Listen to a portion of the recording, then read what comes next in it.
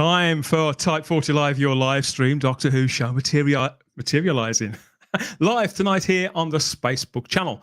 Whatever time zone or time stream you're joining us from, welcome. Yeah, this is Type 40 Live. We're back again, catching the rays in Great Britain for a change, catching and here releasing Doctor Who content and conversation here in real time for you on YouTube and Facebook in front of a live chat full of friends and companions just like you, and in podcast form too on the podcatcher of your choice. Thanks for watching. Thanks for listening. I am Dan Hadley, Birmingham's king of the geeks, and you are, whoever you are, we'll get to you in a moment. There's some weeks, aren't there, in the Whoniverse, as fans of this show, let alone the people who are involved in it, that are kind of benchmark weeks. I think that none of us will ever forget. I think this is one.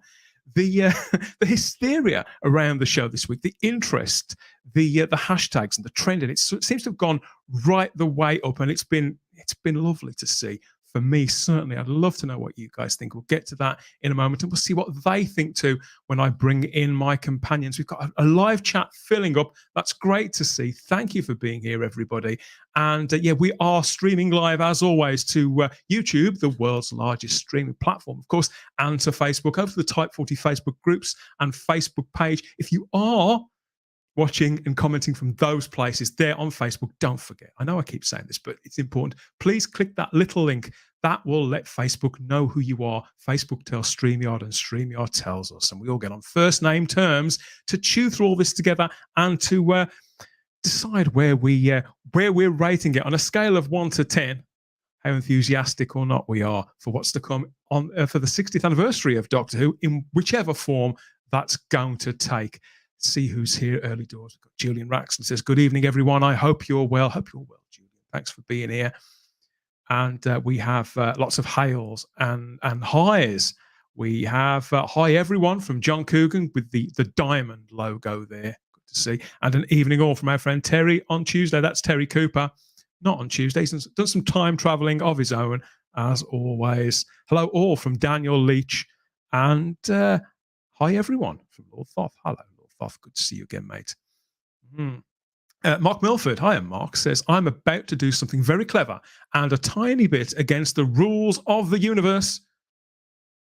Sounds very serious, doesn't it? It's important that I'm watching Doctor Who Type 40 Live. Of course it is. Of course it's important. And you're going to be having so much fun later on. You're going to forget to hit the like button, aren't you? So please hit the like button right here, right now. Oh, wait. Done it? Yeah, okay. Thank you. Like the video, subscribe to the channel. That really does help more than you think. And don't forget to hit the cloister bell so you get the notifications about what's going down next, whether it's a podcast or another live stream, because we do this all the time here on Type 40 Live. Okay, let's see who we're going to bring in. Who we're going to bring in first. Right, yes, so wherever you are in Doctor Who land, I think you won't have failed to have noticed that several Doctor Who faces are at large in the community, and there's a few more here waiting to come on. First of all, dressed for the occasion. He looks like he's just stepped off the set of Miami Vice, actually. It's the one, the only Mr. Simon Horton. Well, greetings, everybody. Welcome to summer. I'm dazzled. I'm dazzled today. It's been ridiculously hot and sunny here. Same as I'm sure it has with you, Dan. Summer has finally arrived. Hallelujah. Hello, everybody. you look like Litchfield's answer to Prince in that jacket there. Nice choice. And actually, dress to impress, as the master always says. Dress for the occasion, actually. That's what the master says, isn't it? Dress for the occasion. And let's see whether Charlotte's dressed for the occasion. She's back too. Good to see you, Charlotte.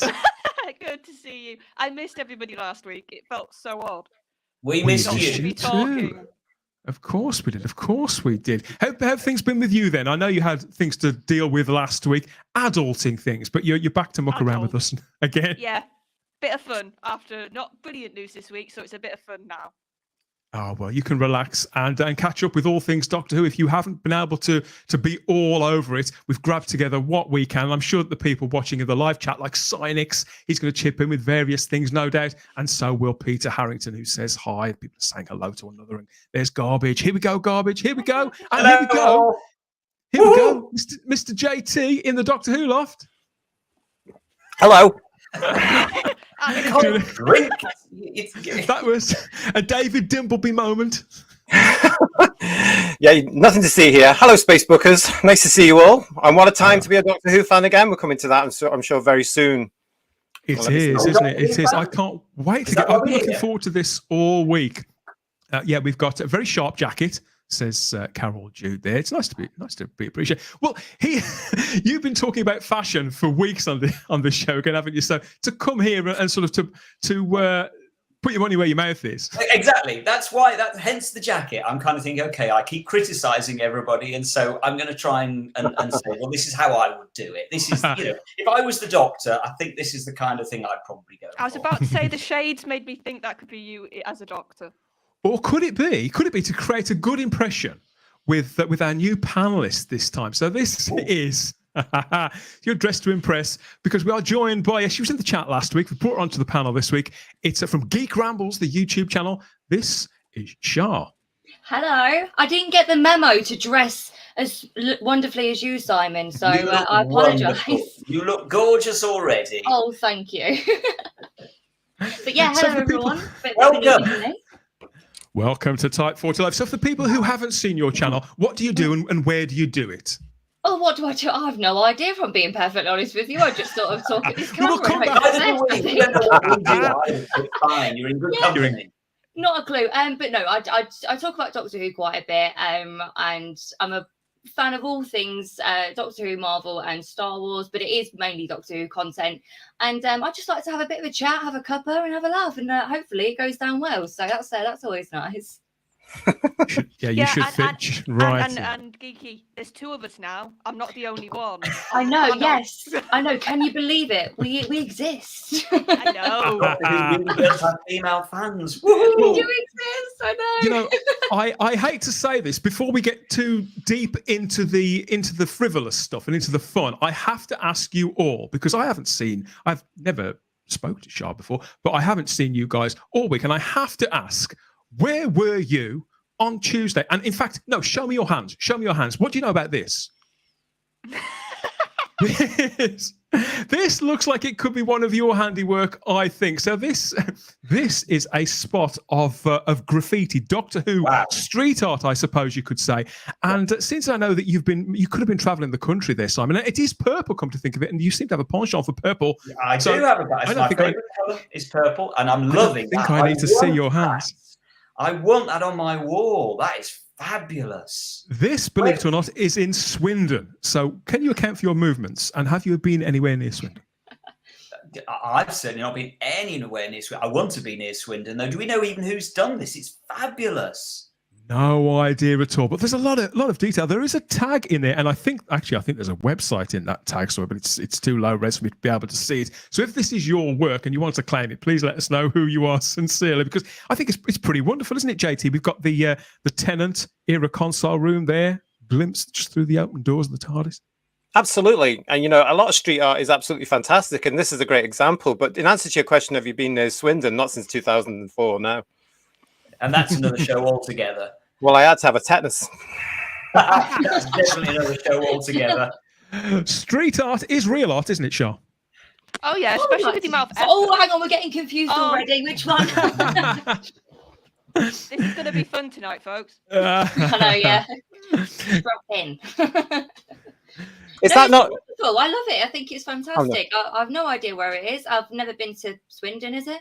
So I'm not very familiar. But yeah, isn't that fantastic? I wonder how long that took as well. It's incredible. A while. Yeah. I wonder what the purple is representing as well. Is it title sequence or what? I mean, it's asking questions, and that shows its art. It's lovely. I like that. Is it the time vortex or the time? That's what I was thinking. Shah.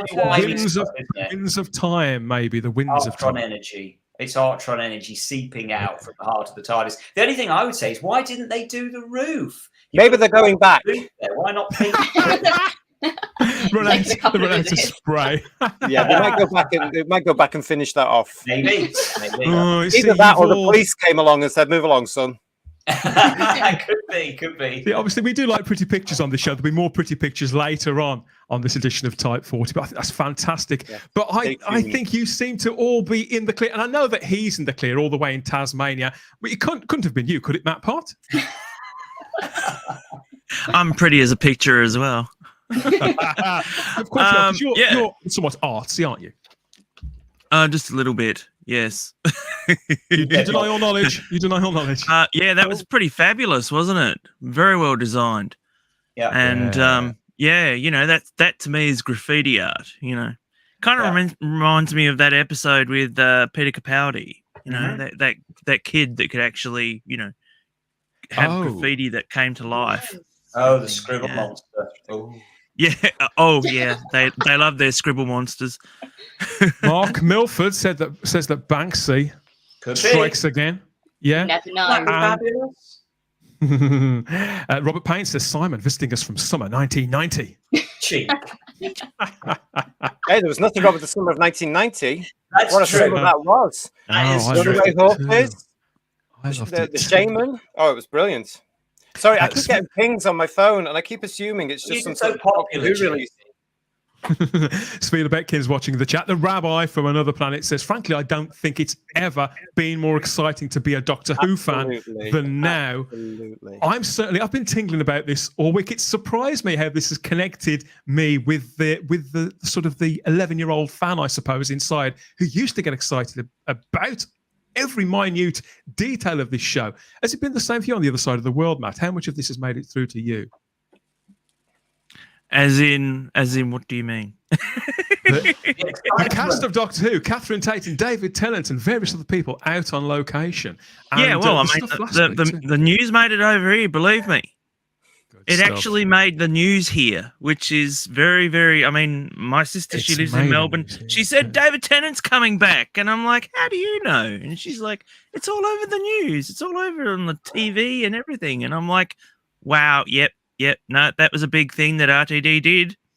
It is indeed. We're going to get stuck into everything later on, but this is Type 40 Live, where the longest running sci-fi and fantasy series in the world meets good old-fashioned common sense, and we try and throw in a few laughs too along the way. All views are encouraged, whether you're in the live chat or here on the panel. There's a lot to get into on this edition of the show. Please like the video now, subscribe to the channel, share us along too to the other Whovians in your life, and hit the cloister bell so you get all the notifications about what's going on next. Where, what, how, what, why, Simon? Why do they? That's what I ask myself every morning when I get up is why. Okay, so last week, backtracking a little on last week, of course, the Meep story, that broke, didn't it? Because they were out on location last week, and that sort of rolled on and rolled on. It was a hashtag all of its own, and some of us were somewhat bewildered by it all. We talked about this quite a lot on the last edition of the show, and now people seem sort of really into it. Got these wraith guards, didn't we? But some people are still not convinced that these are the comic strip characters that are going to be making it to the screen. To me, it seems pretty open and shut now. I mean, has this all passed you by, Shah, or have you picked up the pace with this? I've been a little bit MIA for a little while, but yeah, everything. Yeah, well, but this does go a little bit over my head just because it's a bit before my time. Not to age anyone else or to insult anyone else, but that is just you have insulted her. Yeah. Just watch last week's show. Go and watch last week's show. We explain it there. Oh no, I saw it. I think I even commented and said this is a huge education for me because it's something that I was just so not aware of. So after having a little bit of a Google, it was I did become a little bit more familiar. But no, it's but it seems to be huge. Twitter went army when it was announced. So I feel like I'm maybe the only one that didn't quite catch it. But no, it's all very exciting.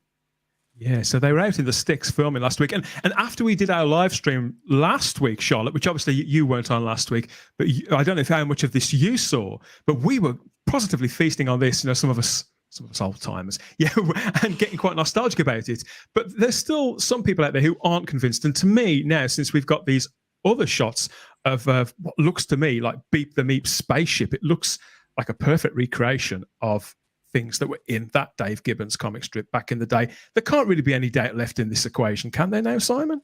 I wouldn't have thought so. I mean, as soon as I saw that, I just straight away said, "That's the spaceship."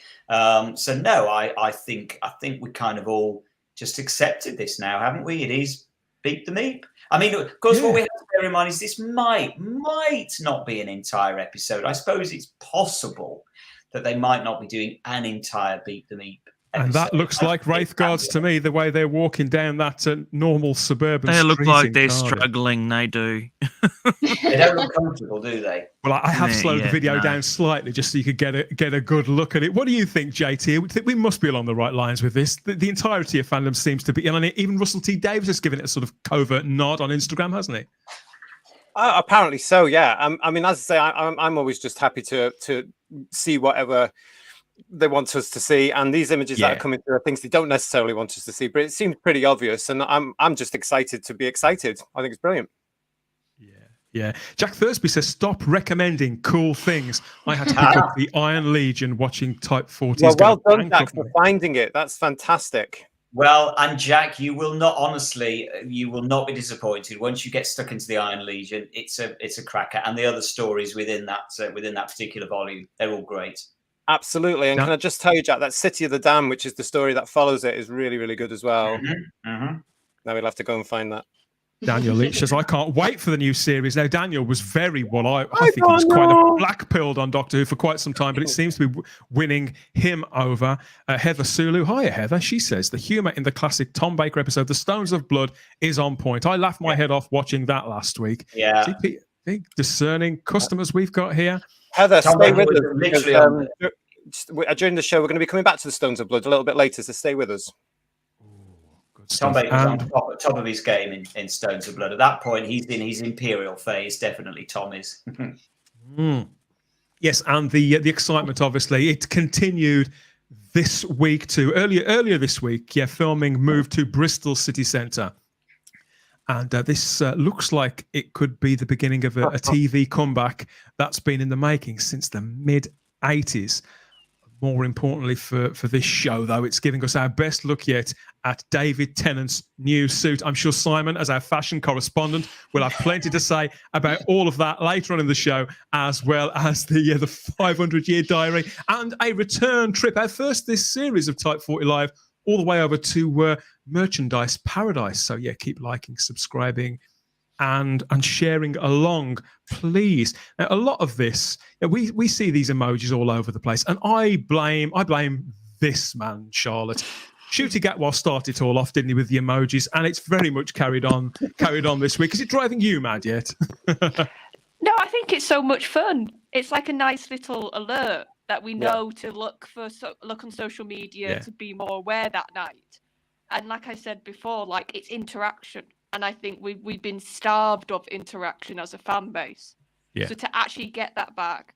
And like I said, and I think also Russell is realising that a lot of the younger generation now are going to know these things, and to use them is the best way to get their interest as well. Mm-hmm. I do wonder, JT, whether this has happened by accident, if it all came from Shooty himself and Russell's picked up on it, or is it just the simplicity of it? They tried to make it look completely organic and it was actually planned from day one. I suppose we'll find out at some point, won't we? I think it's pretty obvious it's been planned from day one, and I don't think it was Shooty that just did it. I think it's been a graphic that's given it to him, and it's obvious it's all been planned. It's a business plan, and it looks like a business plan, and there's more of it to come. I mean, bless him, I don't think Shooty would have come up with the 2 hearts plus blue box, which is then suddenly materialized into something else and then suddenly becoming.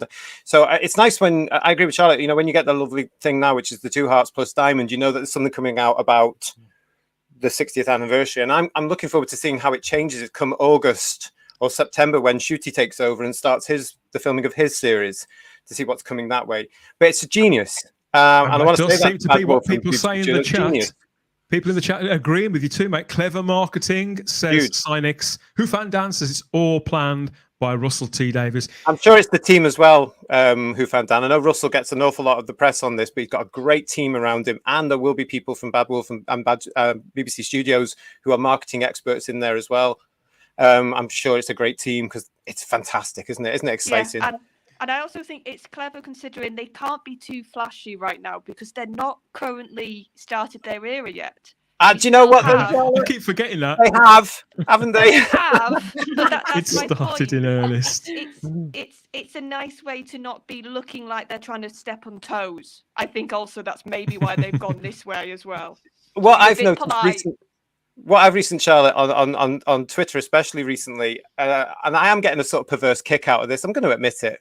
After being attacked so many times by a certain fan base element who are really now not happy at all because everybody's forgotten, and I'd forgotten, there's one more Whittaker episode going. So in case you've forgotten everyone, there's one more Whittaker, but nobody gives a toss, do they? I think most people have totally forgotten that they even exist, to be brutally honest. And, wherever you sit on that side, on which side of the aisle, sorry, I think, you're probably more excited for what's to come later on. They've so started, says Who Fan Dan. They've started, and so have we. There's talk about all of this coming up. But first of all, I want to say a big hello. If he's out there watching, I think he could be, to Ian David Diaz, the mega geek, is still on his holidays. He's still away. He's in Dallas, Texas at the moment at the Nerdrotic Friday Night Tights, the good, the bad, and the nerdy event, catching up with other people from across YouTube and the worlds of geek culture there with Gary Beekler, a friend over at Nerdrotic here, friend of the channel, I think we can call Gary since he's been on and we've been on there. And yeah, they should be hopefully eating, drinking, and being merry. There's a free entry. I'm sure they're quite happy in their moaning as well. So well done. Having a good old natter, a good old moan, and yeah, they're apparently there's roof terraces and food and drink are there in the bar and the kitchen. So yeah, the Mega Geek is in the Mega City, and I can't wait to hear what he's got to say when he gets back. If you are missing your fix of the Mega Geek, don't worry, he will be back. And yeah, don't forget to there's the Type 40 podcast up on the home feed, type40.podbean.com, and all the major podcatchers still. There's not just the podcast itself. We dropped a new episode of that the other day, which is when we got together to talk about Catherine Tate and David Tennant when they first came back to the show. That's on the podcast cast feed now, along with shows, audio versions of all these live streams too. And Simon and I, we got together the other day, didn't we, to record the first of a new block of these. We can't say who it was with yet, but it's the first of a set of delicious Dalek treats that we've got planned over the summer months, wasn't it? Mm. Yeah, it was very fascinating chat, and yet can't say a word about it. So if you want to know what we've got coming, you want the first word on who our guests are on these shows and what we're going to be covering, you're going to have to like, subscribe, and follow the podcast over on Audible, Spotify, and anywhere else that you get your podcasts. Okay, let's get into the main news story now here. Hold tight, everybody in the chat. It's coming. And yes, Terry on Tuesday, he's making up his own emojis. We can decipher that, I'm sure, in a moment. Let's get into the news, shall we? Hold on, where's this? There it is.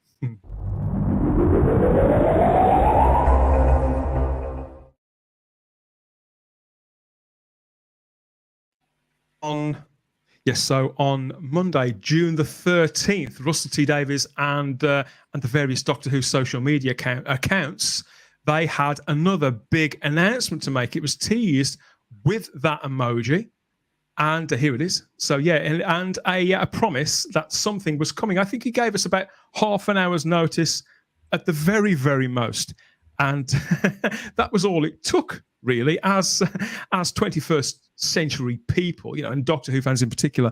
We're sort of glued to these accounts since all this started to snowball, and sure enough, everybody was talking about it, and Russell T Davies was the first to confirm, really, what incoming, woo, klaxon, stand by your socials.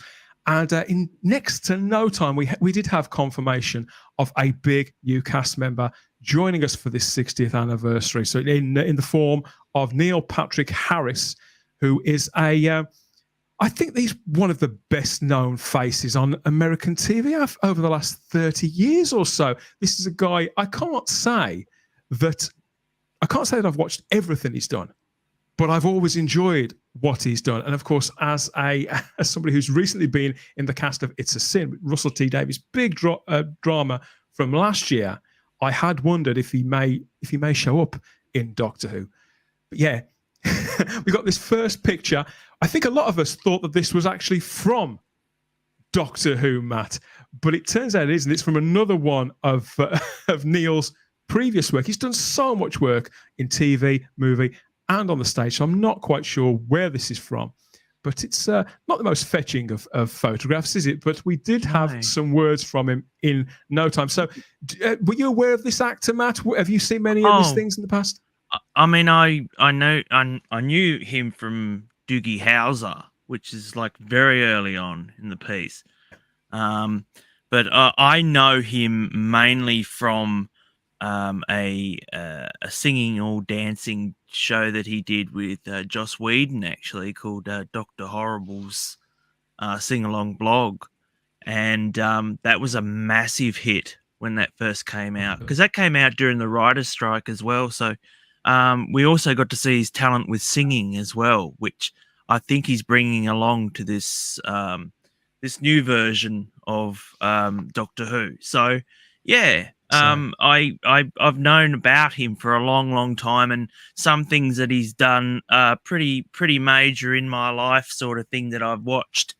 He's been in he's also done a lot of animated voices as well. So that's right, yeah. So this is he's a 49-year-old actor, singer, writer, and producer from Albuquerque, New Mexico. And as you said, his big breakout was in 1989 when he was just 16 years old as the title character in the ABC situation comedy called Doogie Howser MD. He was on that for about 4 or 5 seasons. And was absolutely ridiculous for a premise. Golden Globe Award for that. And after that, numerous movies. I remember him in Starship Troopers. There, the Paul Verhoeven sci-fi action satire. It's a bit of everything, that film. He was also on How I Met Your Mother, the big sitcom that ran for about 9 seasons, where he played a womanizer on that, a guy called Barney Stinson. He won multiple Emmy Awards for that, and he was Count Olaf in the TV series version of A Series of Unfortunate Events. Shah, is this somebody that you're familiar with? Have you seen him in any of these shows and movies and things? I have, yeah. So I've seen him in How I Met Your Mother. Not that I'm the biggest fan of that, really, but saw him in Lemony Snicket. Always struggled to say that, and I thought he was wonderful. And I've seen him in Gone Girl as well, and I thought he was fabulous in that too. So yeah, the David Fincher movie. Fantastic actor, honestly. I was so excited to see him. I did think that shot was a Doctor Who promotional shot, because I instantly thought Celestial Toy Maker, but I'm gonna guess we're gonna get onto that at some point. And yeah, I was really happy to see him. I think he's wonderful. Is this an actor that you're familiar with, Simon? Yeah, absolutely. Most notably from Starship Troopers. Yes, I'm old enough to remember Doogie Howser very, very well. I'm never a big fan of Doogie Howser at all. As Matt said, it was a ridiculous premise for a show. Twee, wasn't it? Yeah, but Starship Troopers know him very well from that. And the truth of it is, he is an actor with gravitas, and that's what we've talked about a lot on this show. And I always bang on about gravitas, and he has got gravitas. And in some of the photos that have come out this week, I've kind of thought, wow, he'd make a good doctor, actually, wouldn't he? I think he's got the chops to be a doctor, and I realise that's nothing to do with what we're talking about, but it just struck me. He's a good actor. I think he is a great actor. He's got a lot of charisma. He's very versatile. This is a man who's won multiple Emmys and Tony Awards, and even hosted the Oscars a few years ago. JT, he does seem to be a man of many talents, doesn't he? I have no idea, because I don't know him, and I think he's been miscast. No, I'm kidding. Wow. Yeah, he's the wrong colour. No, I don't know him. I've never heard of Dougal Hauser. He's the fucking magic roundabout. Yeah, I've never heard of that. I don't recall him being in Starship. What is it called? Starship Troopers. Starship Troopers. The once and 1998. So much I can't watch it again. So I don't know. I was aware he'd been in some sort of American sitcom, but I've never seen that either. But I'm afraid I'm more aware of him for being who he is. He's one of those people that I'm aware of him being Neil Patrick Harris. So I know more about his private life than I do about his work. Having said that, though, I have heard he's a wonderful actor by people in the industry. And I'm delighted he's in the show playing this hopefully pivotal role. His versatility, I think, is what impresses me about him. He's a good, solid, straight actor. And obviously being in a sitcom like How I Met Your Mother, where he very much he was the character who had all the best lines. and that was a successful show, an ensemble cast. But he always stood out when he entered a scene. Everybody sort of gravitated towards him. He got all of the moments, and probably had the biggest arc out of everybody on it too. I agree with you, Shah. I'm not a massive fan of that show, but I think he stood out quite a lot. Now, naturally, this being Doctor Who and this being Russell T Davies, the man has he's got form, hasn't he, for casting actors that he's worked with before. Yes. And Neil Patrick Harris. Yeah, he does. So when he was on It's a Sin last year, I mean, not only did I notice that this actor could potentially, as those lines blur between TV and film and between American TV and British TV, we're seeing much more cross-pollination of talent now than ever. I think, JT, things become more possible. I had hoped that maybe he would turn up at some point in Doctor Who, but obviously that was before Russell took over the show again. It's always been in the back of my mind that he could come onto it, but playing this role, this tragic role in It's a Sin, again, he impressed me with serious dramatic chops. And he did a lovely accent because he was playing British. Mm-hmm. But in It's a Sin, it's a very powerful role he's got there because it's incredibly pivotal to setting the scene to the whole story. It's exciting at the moment, isn't it? Because we're actually looking at actors with caliber coming into the show, and that really is a thrill, I think. Well, I think actually, interestingly, It's a Sin, which I am. You're not a big fan of that, are you? I hated It's a Sin with a passion. And Neil Patrick Harris was by far the best thing in it. And actually, I think for me, he was the standout because he brought the gravitas to that role. That something weighty for me, something weighty was needed in It's a Sin. It just felt just like the most, because it was a young cast, wasn't it, Simon, for the most part? So to have a talent like him, yes. And for me personally, I know everybody loved it, and I'm the only one in the world that didn't, and that's fine. But yeah, for me, it felt very lightweight, very very much like candy floss with a bitter taste to it. I didn't like it. Whereas Neil Patrick Harris just brings absolutely the still point that cast needed just to ground the show, and that's why I loved him in that. He just worked so brilliant. I have to say, Simon, there's a very warm reception to this actor in the live chat here. Charlotte, I don't know if you've seen Robert Payne said he's a better actor than some will give him credit for. What's your instinct about it? Well, I'd only seen him in like clips when I'd flicked the channel, and it was How I Met Your Mother. And he was like this really over-the-top, exaggerated character. So I thought, he's a comedy actor. Like, that seems to be his stick. Like, that's what he does. And then I watched It's a Sin recently, and I was really surprised about how he acted in that. Because I agree with Simon. You've got, in that show, a lot of loud characters, a lot of over-the-top, a lot of in-your-face almost characters. And his was a lovely, quiet mentor type role that he had in what he did in the beginning. And I agree, his scenes, especially near the end, and that's all I'll say for his character, they were really sort of got your breath and caught your breath almost, because it was that sort of dignity and quietness that you really did stand out in It's a Sin. So as soon as I saw him in that, and then I saw the announcement, I was like, oh wow, so we've got a guy who can do comedy, but then he can do serious acting. And it was going to have to be somebody that formidable, wasn't it, to bring into the mix, with the returning David Tennant there standing in the dead centre of this, at least for the time being. We just know of David Tennant. He's the only actor officially confirmed for the 60th anniversary playing the Doctor. Terry on Tuesday says he's in danger of acting David Tennant off the screen. He's that good. That's a vote of confidence there from Terry. And generally speaking, people say they didn't even recognise him from It's a Sin. They hadn't twigged that it was the same guy. He was able to sort of embody that part so well. Well, in many ways, he is a character actor. And again, we talk about characters so often on the show, and he is a character actor. He absolutely is. He's one of those. We've got this quote from Russell T Davies about this. He says that it's my huge honour to open our studio doors for the mighty Neil Patrick Harris. But who? Why? What is he playing? Of course, we wanted to know that right away. You'll just have to wait. But I promise you, the stuff we're shooting now is off the scale. Doctor, beware. Never one for underplaying anything, is he, Simon? wish he wouldn't say that. I've said this before. I hate this hyperbole. Just, like I said before, put it on the screen and we'll be impressed. Please stop telling me that he's off the scale. It just immediately just makes me think you're setting yourselves up for a fall. Stop it. See, I don't mind because it shows that he's excited and he's proud and he's got something coming along, and I love that. I'm thinking, he's telling me this is going to be off the scale and this is going to be huge. Bring it on! I'm so chuffed about that. I mean, it's just brilliant. I can't wait. I think here on the panel, we range in our views right the way across people who are really, really into hype and those who are kind of turned off by it. But where are you on all this, Shah? Do you love the hype, or do you think, "Oh, tell me about it when it's actually on"? Oh, I love it. Yeah, bring it on. Why not? Do you know what it's been so long since I've been able to be this excited. It's just so nice to be excited again. Yeah. So yeah, bring it on. Just give me all the notifications. Give me all the emojis.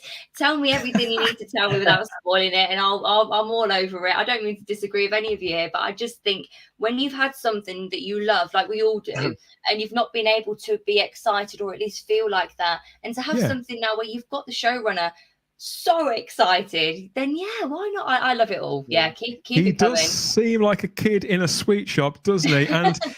And yeah, I think that Neil Patrick Harris, he's playing along too. I've got a quote from him. He says, "Thank you for inviting me into your Whoniverse. I'll try my hardest to do my worst." This doctor has no idea what's in store, and even if he does, who cares? Yeah, I like that because it shows that they've been briefed properly. He's using the word Whoniverse, which we know is now trademarked, and he's now saying this doctor. Yes.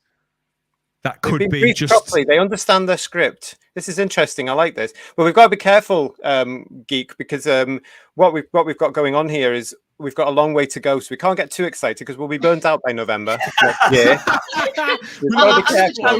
JT. So yeah, I know exactly what you mean, and a lot of people have gone and said, "Oh, is this a bit too much too soon?" But well, actually, let's address that right now because we were talking about that off air, and a lot of people saying, oh, there's all these spoilers. They're not really, because they're only. I mean, they had to announce actors because they've been on the streets of Camden or they've been on the streets of Bristol, so that would have got out anyway. So that they're announcing it officially. Everything else is done through fans. And sometimes I don't know about Simon and you, Dan, but sometimes they yearn for the days where we didn't have that accessibility and you were just surprised. Sometimes I feel that way. Sometimes I generally I'm able to sort of disconnect from it, to sort of read something like Russell's quote there and think, yeah, whatever. And I smile and then I get on with the rest of my day. And I think when I see this in particular from Neil Patrick Harris playing into it, stepping into the role and having fun immediately and knowing his part in this, all that Russell's really said in addition to that is, because people asked him, who's he playing? What's he playing? And we do have confirmation. We did have confirmation that he's playing a bad guy, and of course, right away, this being Doctor Who, as soon as we know the actor, we want to know the part. Who's Neil Patrick Harris going to be playing? And there've been several clues through they've been on location now for about 3 weeks in various different places, and there've been several clues in the production design about one particular Doctor Who villain from the distant past, to the point you think, when you look at these things like billboard posters and shop signs, you think, oh yeah, well maybe this, maybe that. Doctor Who, it's fooled us all several times before. The general consensus was that it was this villain, the celestial toy maker. But that was left sort of hanging. We only really had 24 hours to mull on that, because filming commenced the very next day. Just as you said, we got Neil Patrick Harris on location with the cast of Doctor Who, and there was crowds on Baldwin Street and Clare Street in the centre of Bristol that were actually watching this production with Neil Patrick Harris right in the middle of it there with David Tennant and Catherine Tate. There were cars being set on fire. There were unit SUVs everywhere, and it was all going before the filming, to the delight of the people that were standing and watching. And the production set team, they don't seem to mind. They're actually encouraging people to take pictures. I think what it is, I think they know that Doctor Who's connection to the great British public is kind of threadbare that needs to be stimulated again back into growth.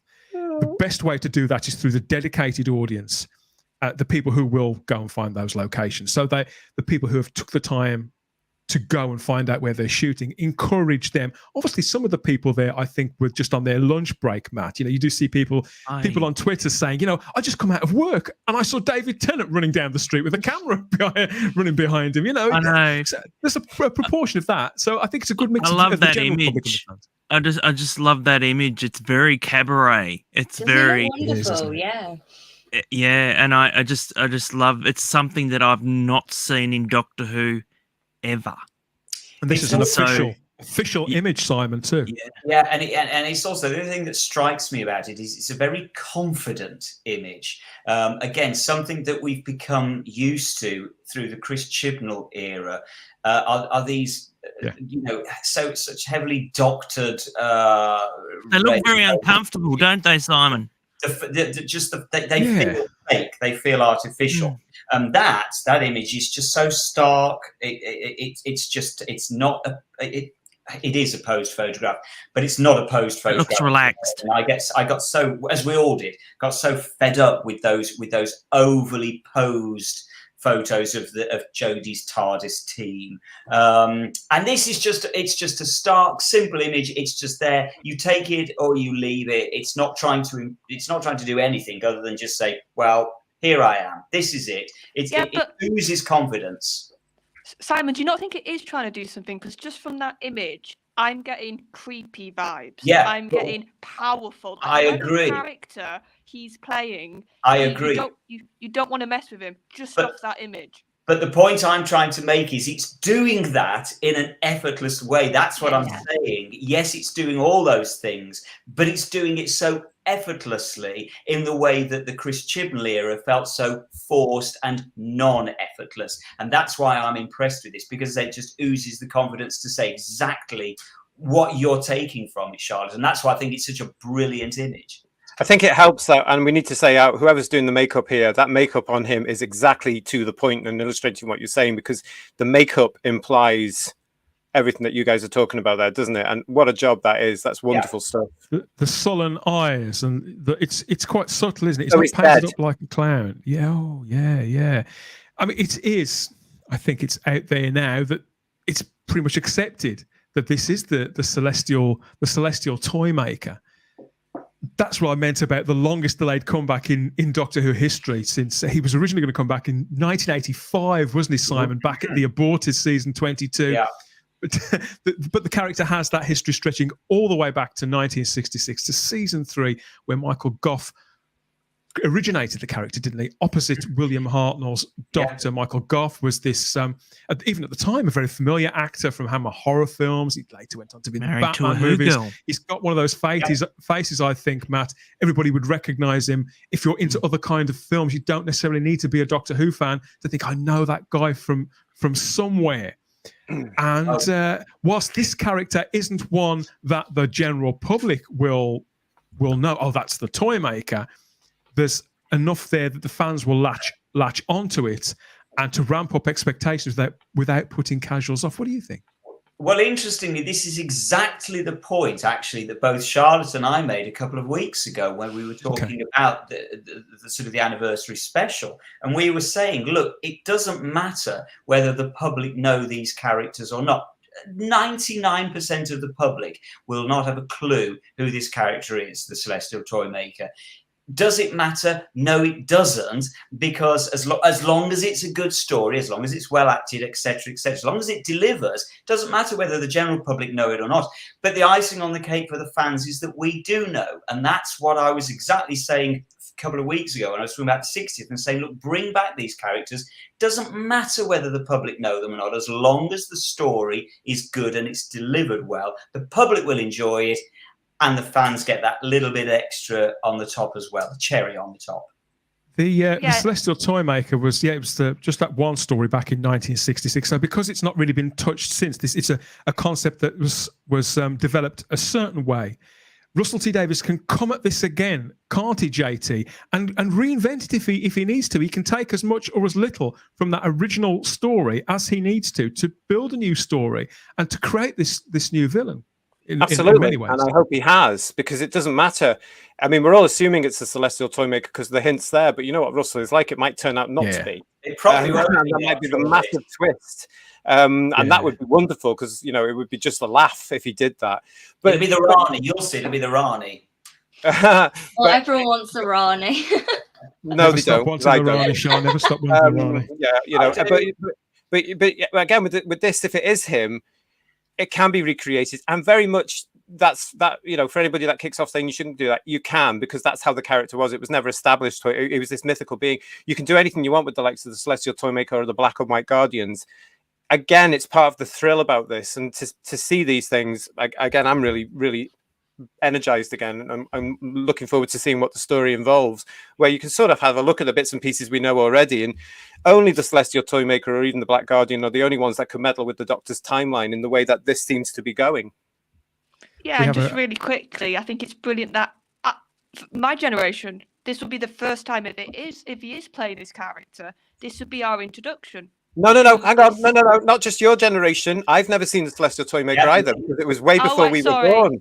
It was in the 60s.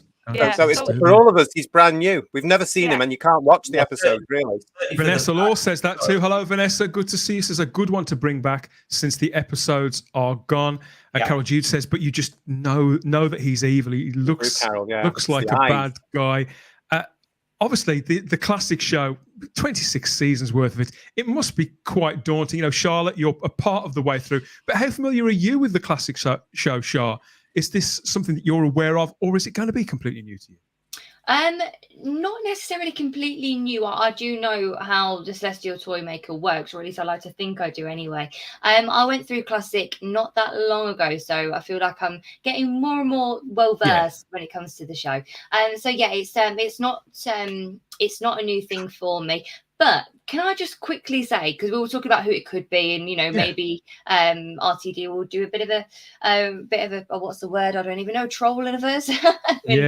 Make it something different. I wouldn't even mind him being the Dream Lord. I know that that's more of a Moffat thing, but I just think in terms of Tennant coming back, and I'm trying to think of ways that they're going to bring Donna back, because how on earth is that going to happen? But then the Celestial Toymaker could do that too. Yeah. But whatever happens, we always know that the games that he likes to play are always rigged in his favour. So who knows? Yep. All I will say is, if he's not the Celestial Toymaker, he damn well should be, because he looks remarkably like Michael Gough, especially in that previous photo that you had of Dan, where the two of them side by side. He has a remarkable likeness to Michael Gough. You know, there's something there, isn't there? Now you've said it. The brilliant thing about the Toymaker, like the Guardians, is that they can change form. Yeah. Yeah, and that was established. You know, they can appear in any way they want to. I think it's also romantic in a sense that if it's the 60th anniversary and if it is the Toymaker and Russell's aware of the show, I mean, it was always told that the Hartnell Doctor had met the Toymaker previous to the TV encounter. So this carries on that war, you know, and he always said, no, he's going to come back, you know, and it's just taken this long to do it. It's a lovely year to do it in. Yeah. So, I mean, fingers crossed. Russell? Jack Thursby here says it's funny how it's nostalgic callbacks to better days in shows and movies today that seem to generate the most interest. What does it say about modern creations? I think there's some truth in that. Somebody on Twitter was saying about past elements and what they call member berries being brought back for the anniversary special. Now, for me, this is an anniversary event, an anniversary special or season or whatever they're going to do, and if this is a time where that's intrinsic, old elements of the show's history are intrinsic to Doctor Who anniversaries. It's a kind of moot point when it comes to them, but generally speaking, as a rule of thumb, I think you're probably right, Jack. These classic creations, I mean, the Celestial Toymaker, just that one appearance, and it could be that the episodes no longer existing has added to the romance of it all. I don't know. Maybe we should review it on the show. But yeah, you're quite right. It's the Toymaker the Toymaker existed in this realm, didn't he? His own realm known as the Celestial Toy Room, where he's immortal, basically, and invulnerable. and he's got the ability to travel, like you said, like the Black and White Guardians. He can travel space and time seemingly at will, and the Doctor's more than aware of him. Yeah, Mickey Mouse behind him too. We know so little. Julian's made a great point. Julian Raxel's made a great point in the chat, saying the Toymaker was used as the principal antagonist in the 8th Doctor's first Doctor Who magazine strip Endgame, which was a terrific story. Is a very malleable and sinuous villain. That's brilliant. And who knows, that might be referenced now because it seems to be part of the official Whoniverse that's going on with the Meep and everybody coming in. And there were always rumours sort of kicking around that was the Celestial Toymaker a Time Lord, or was he an Eternal in the as the Eternals are in Enlightenment? You know, there was all these thoughts that I think he's more fans can make this stuff up till the cows come home. But if Russell T Davies obviously puts this into a script, and he might do, then suddenly it becomes canon. Who can say? I hope they don't explain where he comes from. I quite like his mystery. I agree. And I'm not a fan of anything for that matter. And we won't even mention the Doctor's origins, but I don't like origin things. I don't like origin stories. I don't like to be forced to believe something, if that makes any sense. Yeah, it makes perfect sense. Yeah, I think we all probably agree on that one, actually. Strains the mystery. I think that it's a potent character, and the possibilities are wide up. It does seem to me, from the little details we've seen on the location, we've got Toymaker of the Year there. We've got dressed up shop fronts. There's a magic games and tricks emporium. Just a couple of weeks ago, when they started filming, there was a whole array of these booths, like offering prizes, the claw kind of thing from Toy Story. There was loads of those booths lined up, and that's what got a lot of people initially speculating that this could be the Toymaker who's the antagonist of the anniversary event. I have to use these vague terms because we know so little. And for all this stuff that's being filmed now in public, and people say, "Oh, there's so many pictures," it could spoil all these surprises. I think it's important to remember that, as you said, JT, this is just the stuff they're filming on location. We know with Doctor Who that a portion is filmed on location, but most of it tends to be filmed in studio. And at the moment now at Bad Wolf Studios, they have bigger studios than they've ever had to create other environments. So we could only really be seeing a fraction of what's going to make it to screen. So I don't think it's necessarily spoiled. We're seeing really what is inevitable, isn't it? I mean, they're filming outdoors in the public. They've taken over a few shops there, of course, as we know, a street of shops there in Bristol, and done a wonderful job, by the way, of those frontages. I mean, great set design there, people. That was absolutely gorgeous. But they know that's going to be seen, so they'll account for it. Yeah. And I've noticed too, Shah, that if you remember how it wasn't the Russell T Davies in the original era, the little details, the production details, such as sort of bill posters and things like that they would dot all over the locations, those are back. I've even seen posters for Henrik's, the department store that Rose worked at there. Top left, yeah. That student night I'd like to go to. We'll go together. I love all these little, sort of subliminal, bits and pieces, all here, there, and everywhere. It's great. It just feels so RTD as well. And I know it's only been a few pictures and a few videos here and there, but I've just got that feeling. And he does have his own very distinct mark. And I can just see it in all of these wonderful photos and videos that I've seen so far. It's his team though, Charles, isn't it? He's brought his team back. Really, yes, so they're rolling that through. Is that? Do you know, that's what gets me? It's like 2008 all over again. I'm really excited. Yeah. Sorry, I think I just cut you off. I didn't mean to. No, it's cool. We have lots of comments here from people enthusiastic in the chat. Yeah. I'm happy to say, Cliff Maxwell says Toymaker, Valyard, Dream Lord, all of those characters that are kind of omnipotent, aren't they? And so mysterious. We know so little about them. Terry on Tuesday says Neil Patrick Harris is giving off Mr. Mitsaplex vibes from Superman, maybe. He's got that sort of impish quality, hasn't he? He's the little sprite-like character in Superman comics, isn't he, Matt, who wears a sort of trilby hat?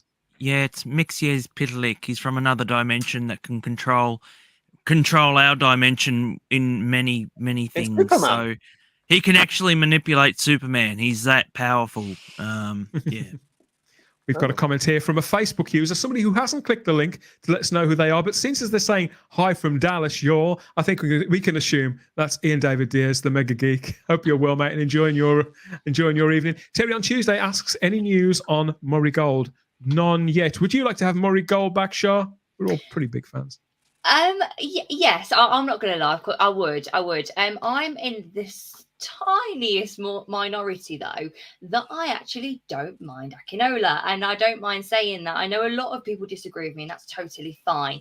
In the end, I found Murray Gold to be a little bit repetitive, but he's got fantastic, fantastic scores, and when the Daleks are coming, when the Cybermen are coming. He made it so. But I'm just, I prefer atmospheric, an emotional music rather than something that I just hear and I think, oh, it's going to be that. But I know I'm in a very small minority, but I do like him. But I'm very excited for Murray Gold to come back. I think he's wonderful. See, I'm a bit like Geeky that I'd love him back for the 60th because it's about celebration, it's about remembering, it's about getting those feelings. But I would like a brand new music for Shooty. I would prefer it. We get the his stuff to me got. And then something new for Series 14 is what I would like. His stuff got very, very whimsy towards the end, I felt, and that's how, it got repetitive, I think. It just became, it sort of all melded into itself, and so he became very predictable. That wasn't a bad thing. It was just the fact that it maybe, he'd been there, maybe just as like RTD, he'd been there too long. Maybe we needed a break.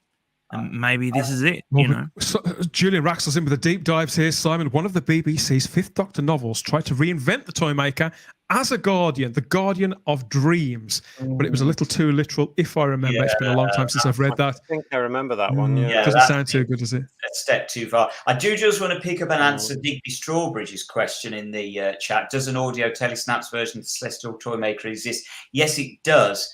Loose Cannon did one. I think I'm right in saying this. Somebody will correct me if I'm wrong. Loose Cannon did one, certainly. If there's not one out on DVD, there is one out there somewhere. I'm not sure whether it's on YouTube, but there is definitely a reconstruction out there that you can go and find. And the audio, obviously, of the Celestial Toymaker exists in its entirety, as does episode 4. It's episode 4, isn't it, that exists in the archive? Yeah. So you and go on DVD, Lost in Time. Yeah, that's right. And as we're told here in the chat by somebody with a name that I can't even pronounce. Yes, I've forgotten it was on the Lost in Time collection. But I'm very much on board for having Murray Gold back. Like you, Shah, I'm not that down on Sagan Akinola's stuff. I liked it when he came into the show. I think it made it feel fresh for a little while. I don't think he got the chops or the longevity to be there as long as he has. I think he got bored with the show. But I know what you mean. I think that it does need to sound different as well as look different. And so I agree with you, Matt. Really, I think if he was to come back, I'd sort of want to see him come back maybe for a lap of honour, really, and then move on, and then them to bring new people in, just like we get new directors. I'd like to hear new music, new composers too, and to really make it feel JT, that because we do need to step into another golden era. It can't all be about safe pairs of hands. It's got to be creatively daring to some extent too. Yeah, but also remember that Russell, Julie, Jane, Phil have had a career since Doctor Who, and they have worked with other musicians. And there's some fantastic talent in Britain around right now when it comes to musical pieces. There really, really is. Carl Jenkins, for example, something like Carl Jenkins, his pieces would suit Doctor Who down to the ground.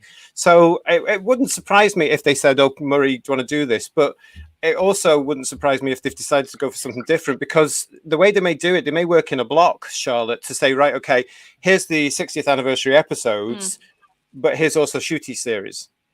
Because the way they've been doing it in the past is they've had one composer for the entire series. And, this is leading into the first one for Shooty to be broadcast in 2024. So they might just say to a composer here, I miss the days where you had somebody doing something different every week. From the 80s. Me too, JT. I used to love those days when you got a different composer every week, and so you got a different style. Or every story. Yeah. Really? Maybe they could go back to that. I'd love that, because, as I say, there's so much talent around, and some of the young ones are brilliant. So give them a couple of episodes throughout the series and mix it up a bit. I'd love that. Mind you, it might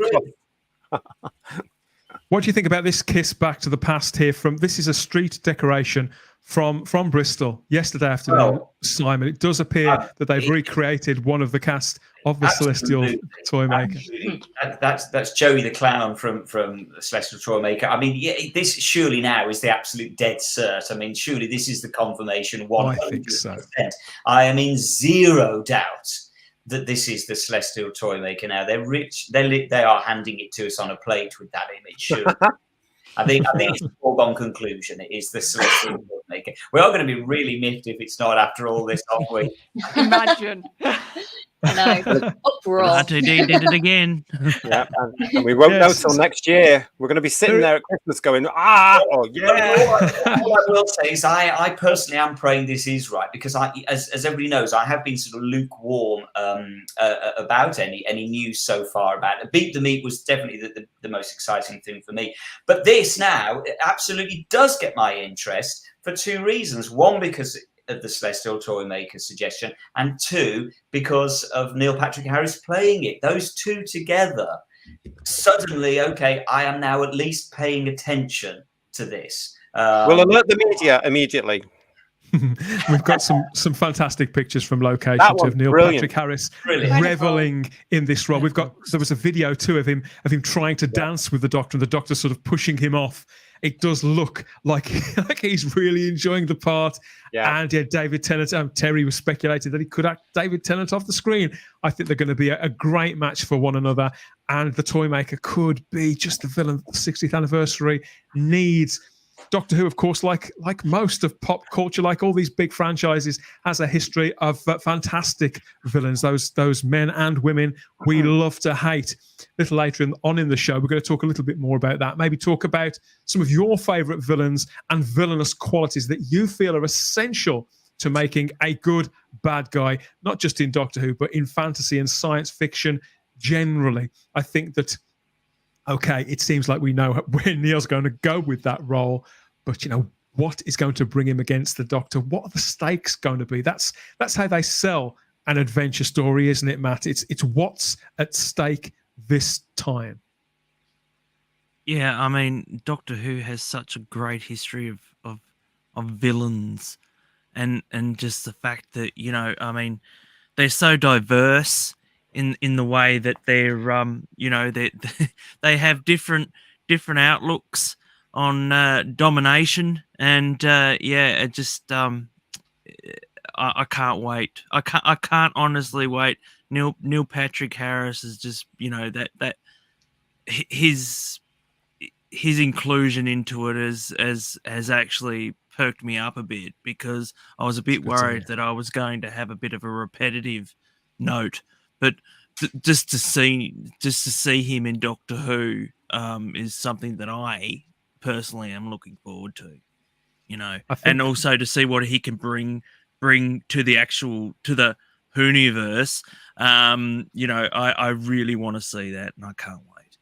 Excellent. I think it looks like it's going to be a lot of fun, and I think that's what we want more than anything else from the anniversary. I think this should be a time for reveling and for celebration and for some deep dives. But that reassertion of what Doctor Who is, why it's endured for those 60 years, and where it could go in the future is absolutely essential. I know where we're going in the short-term future. Some of us may be going to the smallest room in the house to take care of some business, because it's time for the Type 40 live ad break. Of course it is. That point in the show where you can go and refill your glass or your mug. Nothing hot on a hot night like this, but you can go and get some refreshments in, or just go and go and take care of some other business. Anybody else who's left behind, you get to watch the Type 40 ads, those little drops of nostalgia from Doctor Who cast members, past and present, kind of. See if you can remember any of these little nuggets, and we'll see you back here for more Doctor Who talk on Type 40 Live in a couple of minutes.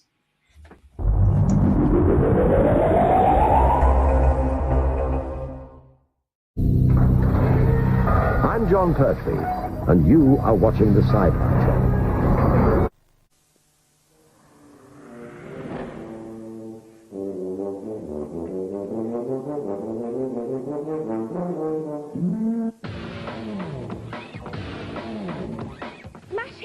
100% pure pop.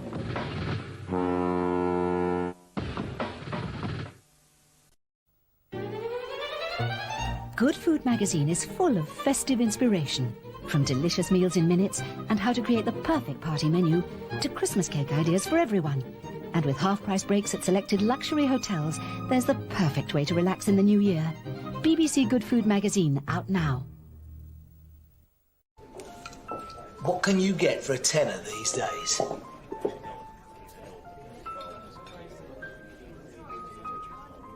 I'm off to Farm Foods. Minced beef and onion, cooked diced chicken, 50 chicken breast bites, a rack of ribs, 24 rashers of bacon and a bag of diced beefsteak. Amazingly, any 4 of these for just £10. Fill up your freezer at Farm Foods. John and the kids are always out and about. All I know for sure is they get very hungry. That calls for lamb chops and masses of Bisto gravy. Bisto, made with the goodness from your meat. Browns, seasons, thickens, all in one delicious go. Mrs. Percy knows what every mum knows. For your Bisto kids, there's only one gravy, and it's Bisto.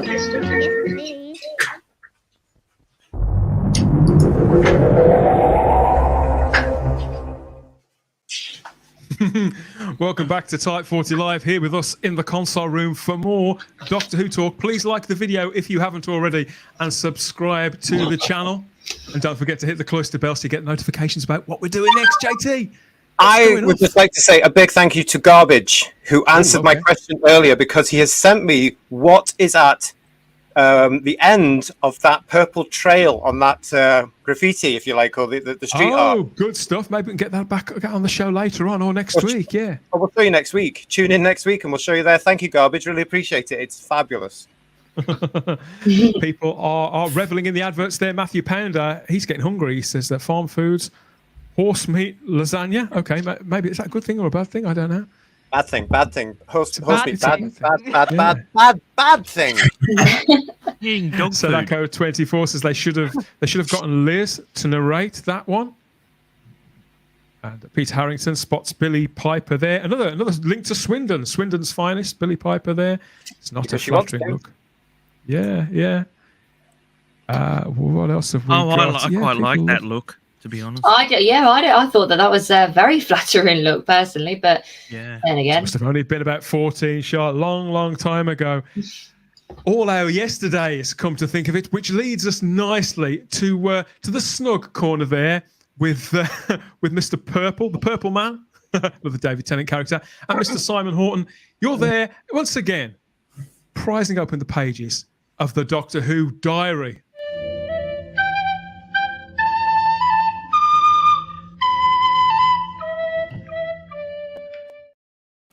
Yeah, absolutely. Now, before we get into the real meat of the diary this week, we do have to say very, very special happy birthday, 40th happy birthday to Jodie Whittaker and Arthur Darvill, who are both 40 this very month. They never are.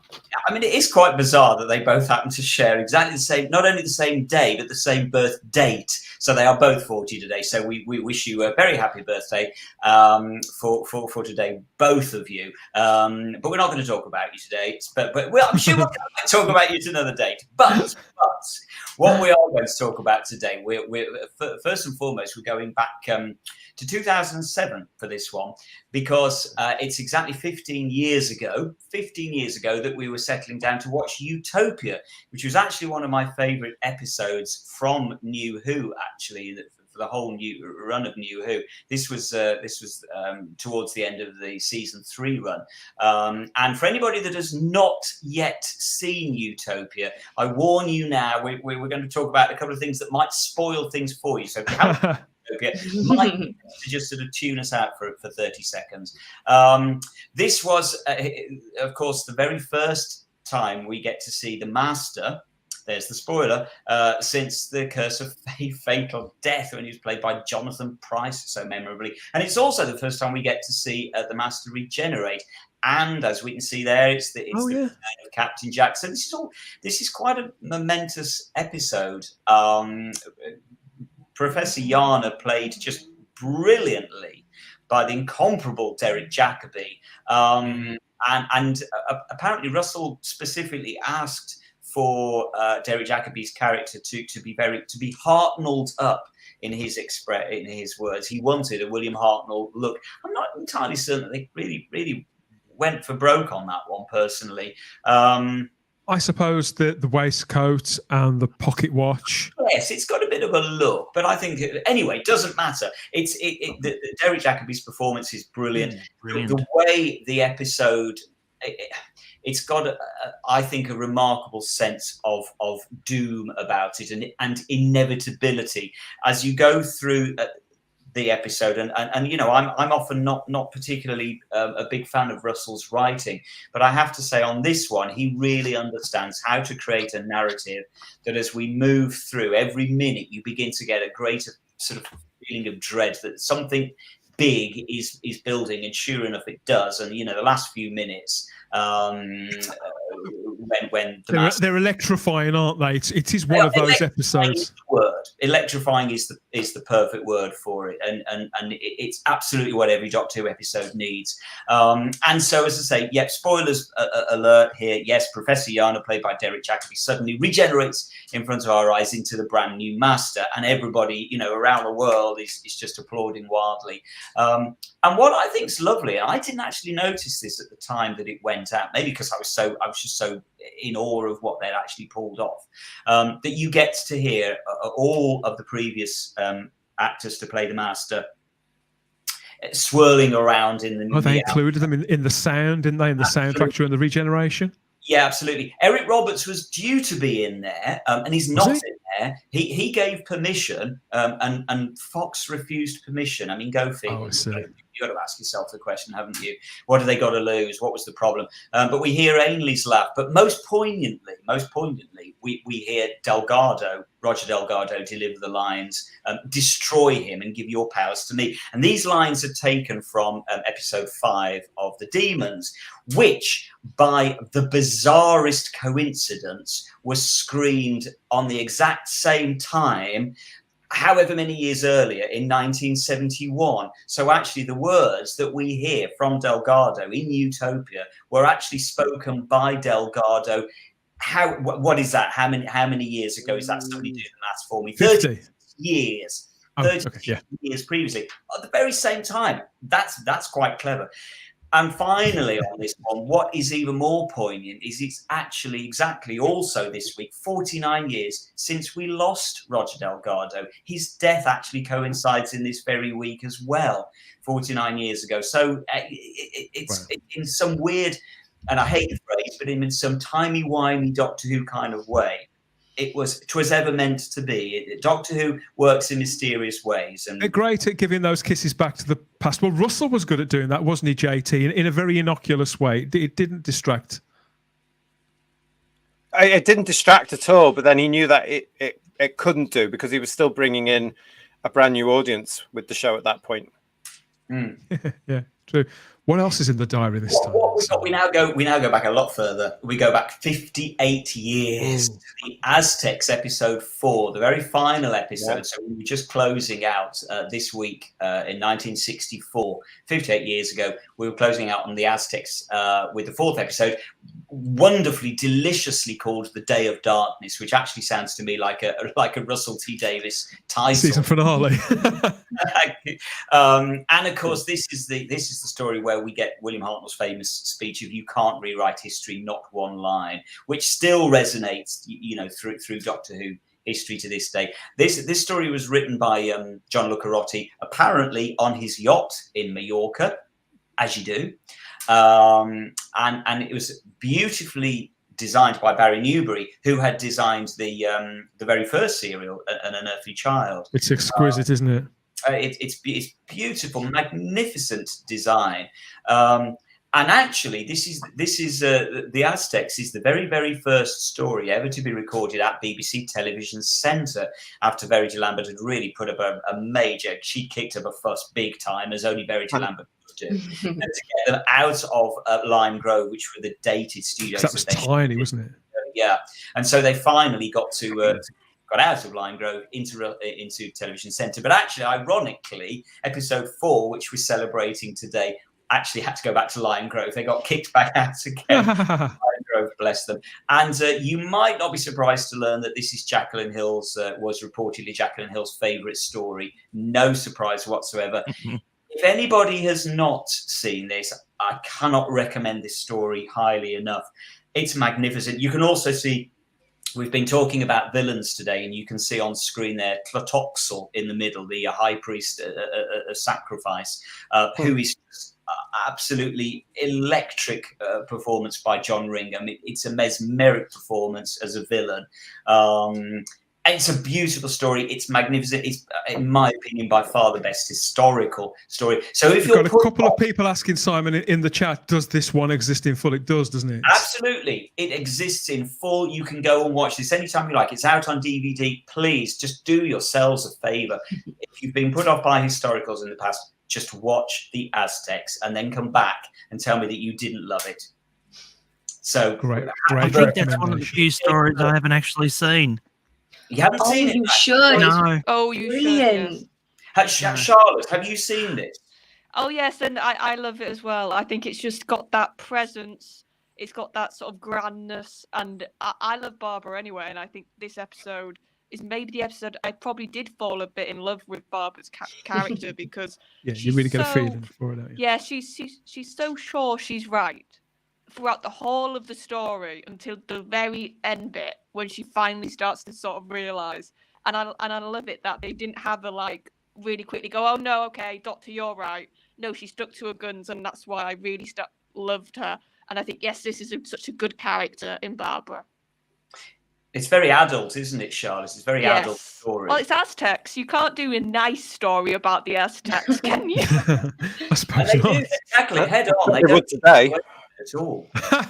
Well, that's the difference in modern storytelling, not just in Doctor Who, in multiple shows where they just don't examine. I mean, this is technically a children's show that was on tea times, and as you so rightly say, Charlotte, you know, it explored the moral dilemma that the principal characters were in against that backdrop of that particular culture, and I think it didn't avoid, I wouldn't say particularly dark questions, but realities of the time and things that kids would have seen in textbooks and they would have been aware of to some extent. And so to see it played out like that and somebody from our time placed in that situation, it was incredibly potent and absolutely worth watching, anybody who hasn't come across it yet. Absolutely. And again, rather deliciously by another of those wonderful Doctor Who coincidences, today, of course, we celebrate the birthday of Carol Ann Ford, who, of course, played Susan so brilliantly in the Aztecs. I'm not going to embarrass Carol Ann by saying how old she is. She looks wonderful anyway. I was lucky enough to see her at Capitol being interviewed a couple of months ago, and she's still as electric now as she was then. She played 51 episodes of Doctor Who she was in. And of course, she was the very, very first companion to actually leave. She was one of the original 3 companions in Doctor Who, and she was the first one to leave. And so it was a momentous occasion when she did leave at the end of the Dalek invasion of Earth. She started a film career when she was just 8. She first appeared on film when she was 8. She became a glamour model, believe it or not, in the 50s. Some very provocative pictures of her. I didn't know she was actually a glamour model there. Yeah, she was actually a glamour model. About 26 then, wasn't she? After she left Doctor Who, she played a role. I think it might have been in Z-Cars where she played. The best way I can describe it, I think, is a questionable role. Okay. Was she a lady of the night? She got into a lot of trouble for that, didn't she? And apparently she got letters of complaint about it because of the fact that children had identified with her so much as the role of Susan that the parents were not very happy that she was now appearing in a rather morally challenging role. She was also in the Great St. Trinity's Train Robbery, and brilliantly in my favourite version of Dave the Triffids from 1963. I think I'm one of the few people in the world that loves that film and loves. I just love her performance in it. And she left. She really drifted away from acting in 1977 because she hurt her back filming a commercial, and she suffered an extreme reaction to the painkillers she was given, and became very, very ill as a result. And she was forced to drift away from acting. I'd always wondered about that because I've seen her in so few things. But she did so much stage when she left Doctor Who, and she did suffer. She has said that she suffered from being typecast as Susan, and she said at one point she sort of said in many ways doing Doctor Who was the very worst thing that she could have done, because it did to an extent stymie her career. There's no two ways about it. People saw her as a 15-year-old girl all the time. Of course, she wasn't. She was mid-20s at this point, and she got a child. Generally speaking, there's a lot worse things than be considered an eternal teenager, Matt, aren't there? I certainly like that. Can I ask? Has anyone met her on the panel? I have. And she's what's she like? You can imagine. Yeah, I'd love to meet her. Adorable. I still remember getting an autograph from Caroline a few years ago, standing in the queue, and William Russell was there as well, and I was with my partner, and we were standing there waiting for our books to be, and William Russell said, "Oh, hello, two nice young gentlemen, are you brothers?" And Caroline said, "No, they're just very good friends, Will." Very good. Sarah Graham, Starry-Eyed Girl, she tells a brilliant story about the time that she met Caroline Ford, except that Caroline, she didn't recognise Caroline. It was in a ladies' lavatory, and Sarah didn't realise until after she'd left. She bumped into Caroline Ford was there with Katie Manning. They were washing their hands. And lucky they're not open cubicles like men's. The affection for Caroline Ford in the live chat here on YouTube and Facebook is it's in abundance. People are saying to make her a dame, happy birthday, Caroline, wishing her well, saying how much they love her, and we need to get her back in the show. We've been saying on this show for weeks, Shah, that if there's one person to bring back for the 60th anniversary, if we can only have one companion back, should it be Susan? Should it be Caroline Ford again? What do you reckon?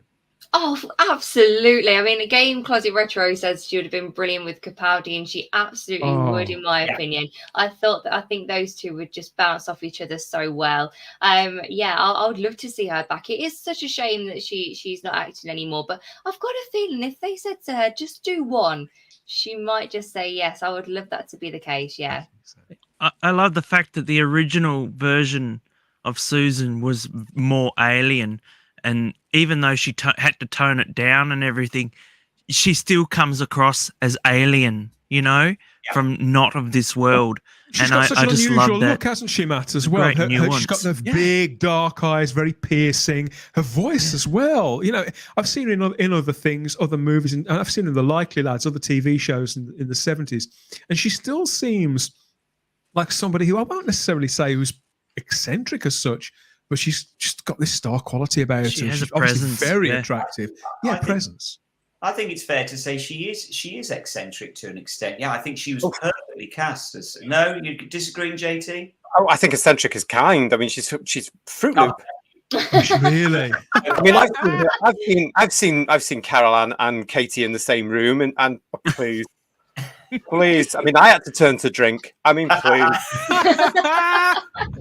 And well, she's very much out and in the community. She was out and about just a couple of weekends ago. Where was she, Simon? Where was this? Where was Caroline here? This was at Riverside, the old Riverside Studios, as was, and they were this was literally just a couple of weeks ago on the 29th of May. They were rededicating the Blue Heritage plaque to Verity Lambert, and so they see Waris Hussein on the right, and so they were rededicating this plaque to her. And there were various people there. Another absolute barking mad eccentric. Her name has slipped my mind from Dragonfire. Patricia Quinn. Patricia Quinn, absolutely mad as a box of frogs in the best possible way. So anyway, dear old Carol Ann Ford was there to rededicate this plaque, because I can't remember why it's had to be rededicated. Has it been moved or something? Well, like Riverside was refurbished, wasn't it? It's now a sort of an arts installation, not a community centre as such, but it's a space where people can host art projects, and they do special screenings and things, I believe. So the plaque was put into storage for about 7 years in the end. So they rededicated. I think that the Dwas were involved somewhere along the line, and so all these luminaries from Doctor Who past, like Philip Hinchcliffe, he was there too. And other people that she'd worked with on other projects, like say Patricia Quinn was there, Caroline Quinton was there from Jonathan Creek. Well, of course, we sort of obsess over Verity Lambert. We think she's ours because she produced Doctor Who, but we forget that actually, her career is incredible. Adam Ann, didn't she? She did that one. Yeah, she did Adam Ann, absolutely. She did so much stuff. There's Warris Hussain and Stephen Moffat unveiling the plaque there. Yeah, I thought that was Can I ask a question? Does actually putting a plaque on an actual house, does that prevent it from being demolished and everything, or? Sadly not. Sadly not. Okay. The buildings have to be listed to be protected. Getting a blue plaque shows the historical relevance to the British culture, but it doesn't mean that somebody doesn't, they can still knock it down if they want to. It's a shame, though, isn't it? It really is. Oh, it's criminal in some cases. Yeah. Mm-hmm. But anyway, so coming back to Dear Carol, just for briefly to finish off on, when I saw her at Capitol back in May, she was presented the Lifetime Achievement Award by Dwas as well, and she was just so wonderfully humbled. She had a tear in her eye. She was very touched and moved to be given this award and to be recognised for her contribution to Dot. She's just lovely. She's a beautiful human being, I think it's fair to say. So very, very, very happy birthday to you today. Happy birthday. Absolutely. Happy birthday. Oh yeah, I think everybody loves Caroline Ford. And since Verity, I suppose Verity was the first lady of Doctor Who. If there's anybody who's inherited that, Verity Lambert died in about 2007, 2008, didn't she? It probably is Caroline Ford. And I say this playfully because obviously we as fans, even though we'd like to think that they're listening and they're on the same wavelength as us, and we'd love to have her back. Maybe it's possible. Maybe it isn't. Maybe she would turn it down. Maybe she's overacting. Maybe she's done with it. I don't know. It's for her to know and us to find out, I suppose. But I just find it irresistible. I think if she was offered a part in the 60th, she would jump at it. She wouldn't even think.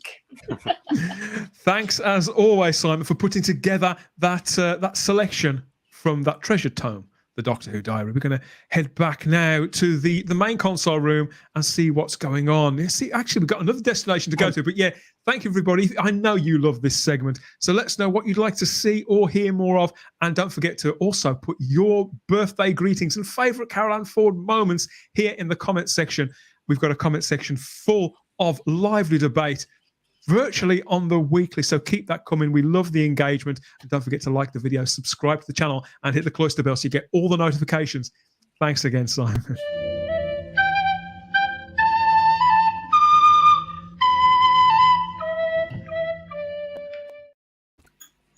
Yes, so we're no sooner as are we back in our snug console room here, then we're going to fly off somewhere else, haven't we? Because yes, it's that time. We've kept you waiting long enough for this. It's been several weeks since we last looked at the state of Doctor Who merchandise, and I think there's only one man who's got his finger on the pulse of all this. Yeah, this is the cue, mate. I'll give you another 10 seconds or so. Over now, everybody, to the Lord of the pre-orders, no less. Oh, big it up, big it up. JT and Merchandise Paradise.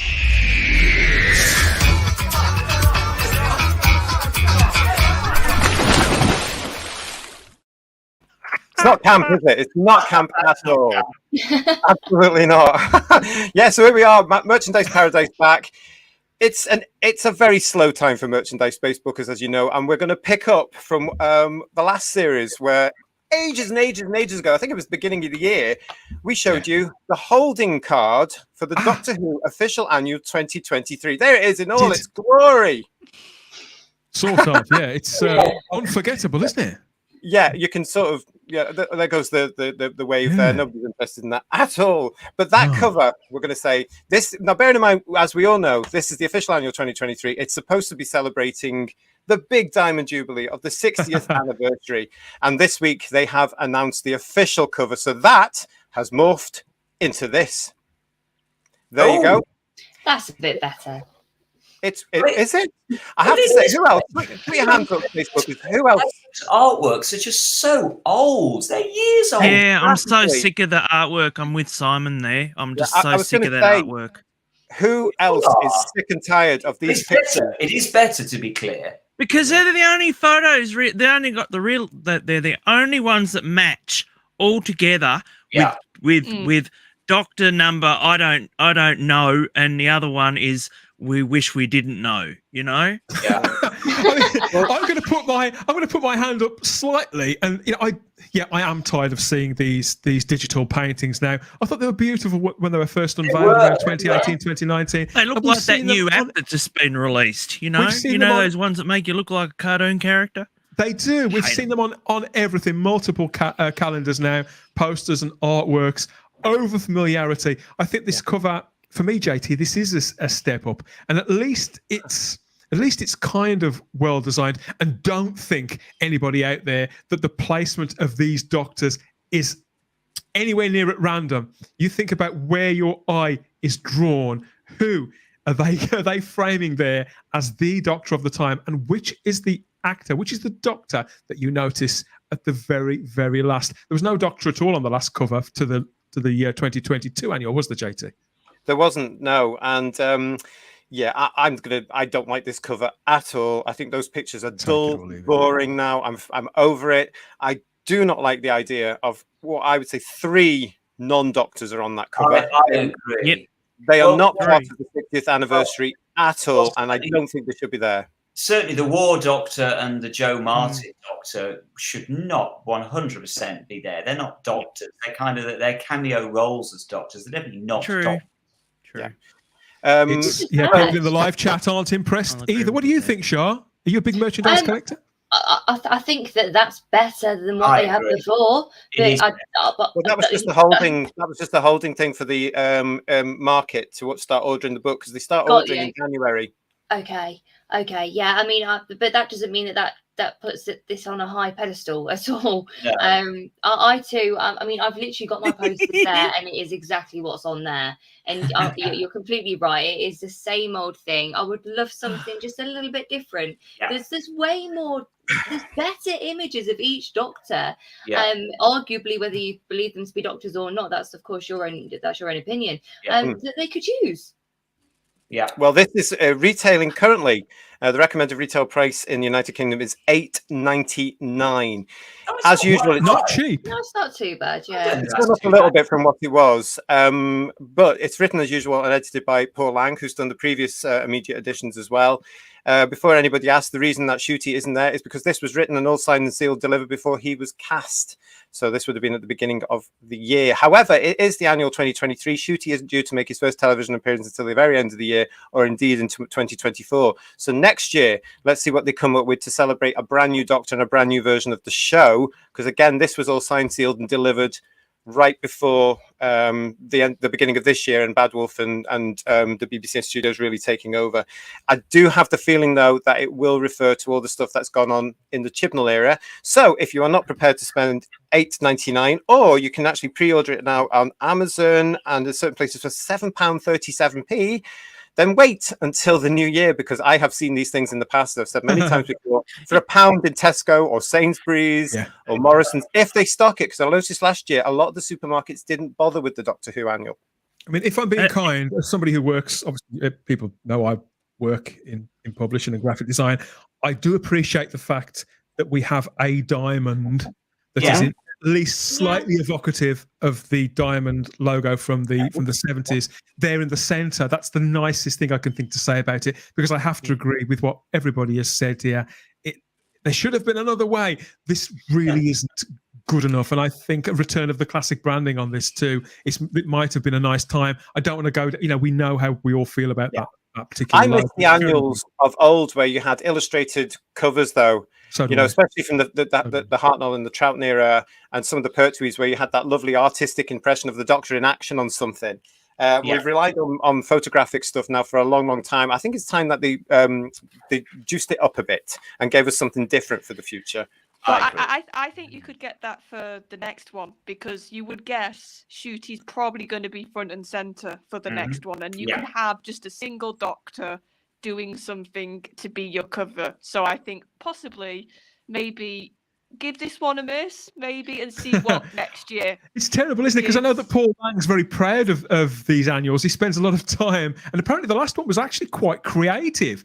I've got to be honest, I've never even seen the last one in the bargain bins, Matt. Has it made it over to Tasmania yet?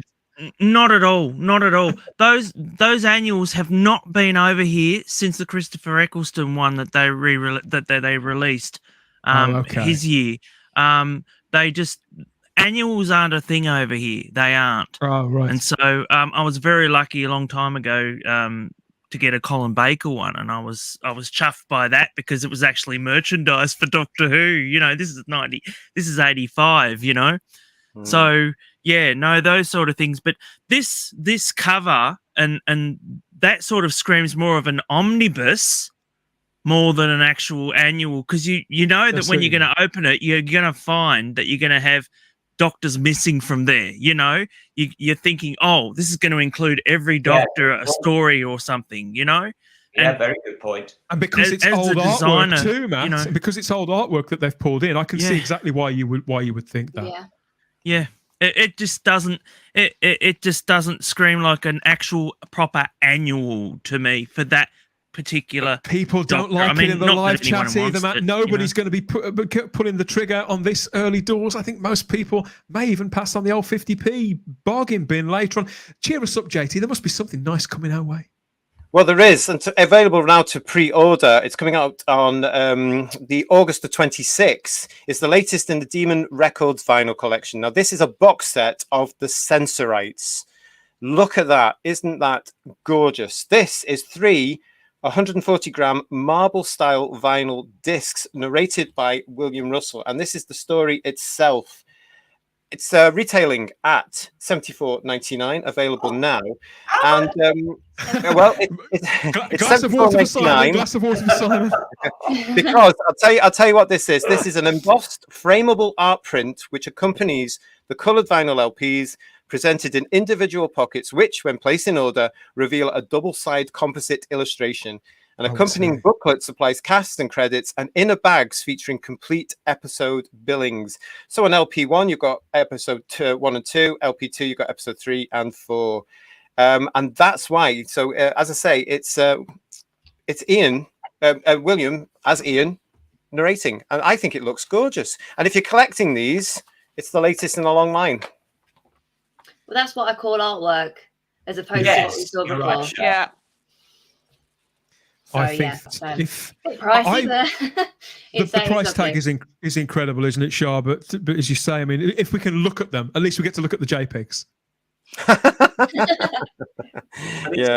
It's just such. I mean, I'm sorry, but the Sensorites is just the worst William Hartnell story of the entire run, in my estimation. So, beautiful as the artwork is, £75 on a crushingly dull story. Yeah, I can't even remember it. I'll pass. If anybody's thinking of which William Hartnell story to start with, don't start with the Sensorites. I know when the action figures came out that everybody was so happy about it, and I was like, "Is that I can't even remember the story." Yeah, most people can't. But more takers on that. We do have vinyl collectors doing it, collecting them. So good luck to you if you're getting that. It's available pre-order now from all the usual stockists, including Shop Local, your local record stores who can order it in for you. Don't forget that if you've got a local record store where they're disappearing left, right, and centre, please support them by going there. They will get it in for you. Really good service from local record shops around the country. So we're going to stay with the balloon if you like the sense right. Sorry, over to JT. Sorry. Sorry, go ahead. We're going to stay with audio because we've got another in a long line now. The Power of the Daleks is reaching the target novelizations on audio. This is read by Nicholas Briggs. It's coming out on the 3rd of November. And it's currently priced for CD at £23.32 if you're going to pre-order it. That's a little more reasonable, isn't it? That won't trouble the gas bill.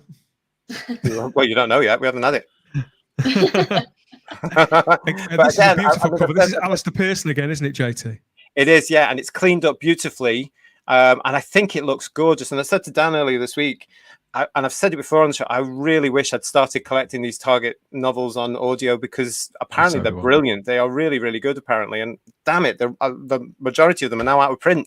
So again, if you are collecting these, send us a picture of how they look on your shelf, please, because I want to see them. The only thing I would add, JT, is I think I'm right in saying that, okay, you can't get the CDs, but I think they're, at least for British viewers, I think they're on Audible, aren't they? They are on download. Really? I didn't mention it on this one because the price for that hasn't been announced. Now, usually there's the same price, but as we know, there's stuff changing with it, and it might be a little bit cheaper. It might be the same price. If I get to know, then we'll always come back to it. But the download will be available from the 3rd of November as well. God, yeah, it's lovely. They are enhanced. The ones that I have listened to are enhanced with special effects, and obviously Nicholas Briggs being the voice of the Daleks, he's going to get a at the moment. Yeah, but Nicholas Briggs obviously he's got that tie to it, and there's a heavy Dalek content across those 6 episodes, isn't it? So how many discs? How many discs is this set again, JT? This is on 5. 5. Yeah. Wow. Loads are listening. People are a little bit more enamored with this in the chat. Daniel Leach says, nice. Peter Harrington has close to 100 target. Send us in a picture, audios. Peter. We want to see your shelf life, please. Let me see the pictures. Send it in to us. Send us the shelf porn, everybody. Instagram and Twitter at Type40 Doctor Who. Let us know what you've got. I have to say, Alistair must be absolutely delighted how his artwork is cleaning up on these covers because everyone we've seen and shown on the show has been gorgeous. So he must be over the moon. Yeah, very, very much so. He shares. I think he does a limited print run of some as well, and sort of runs a competition where he, all for charity, where he auctions off some of these prints, which he then signs. He's very heavily into all that, giving new life to this. As you say, I mean, I can't remember when the book came out. 95-ish, I think that was 1995. Oh, don't. It's too long ago. That one, yeah, people do like that a little bit more. But what else is coming up? We've got something about to be released too, haven't we, JT? It's very exciting for a lot of people right now because if you ordered the season 22 Blu-ray box set, then today we have seen various contributors showing photographs on their tweets that they have had it. Colin Baker has had it. David Howe has had his. So it's on the way. The release date is the 20th of July, so it's nearly with you. And we just wanted to mention it because those that have bought this particular version, you've been waiting a long time because there's been a lot of problems with it. I am actually currently trying to find out what's happened with the next standard edition, so stay tuned because apparently they are doing everything they can to make sure that the standard editions are out as well. They stay on schedule. As soon as I know, you'll know.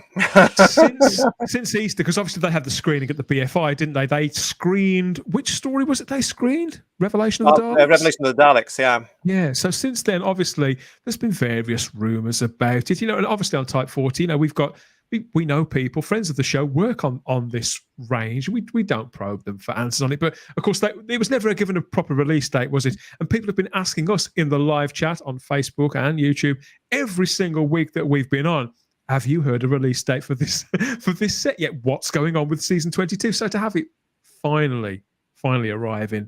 And very nearly in your grubby little protuberances. Send us your pictures. Join the Type 40 Facebook group or the Type 40 Blu-ray and DVD collectors group and get sharing when you get yours through the post.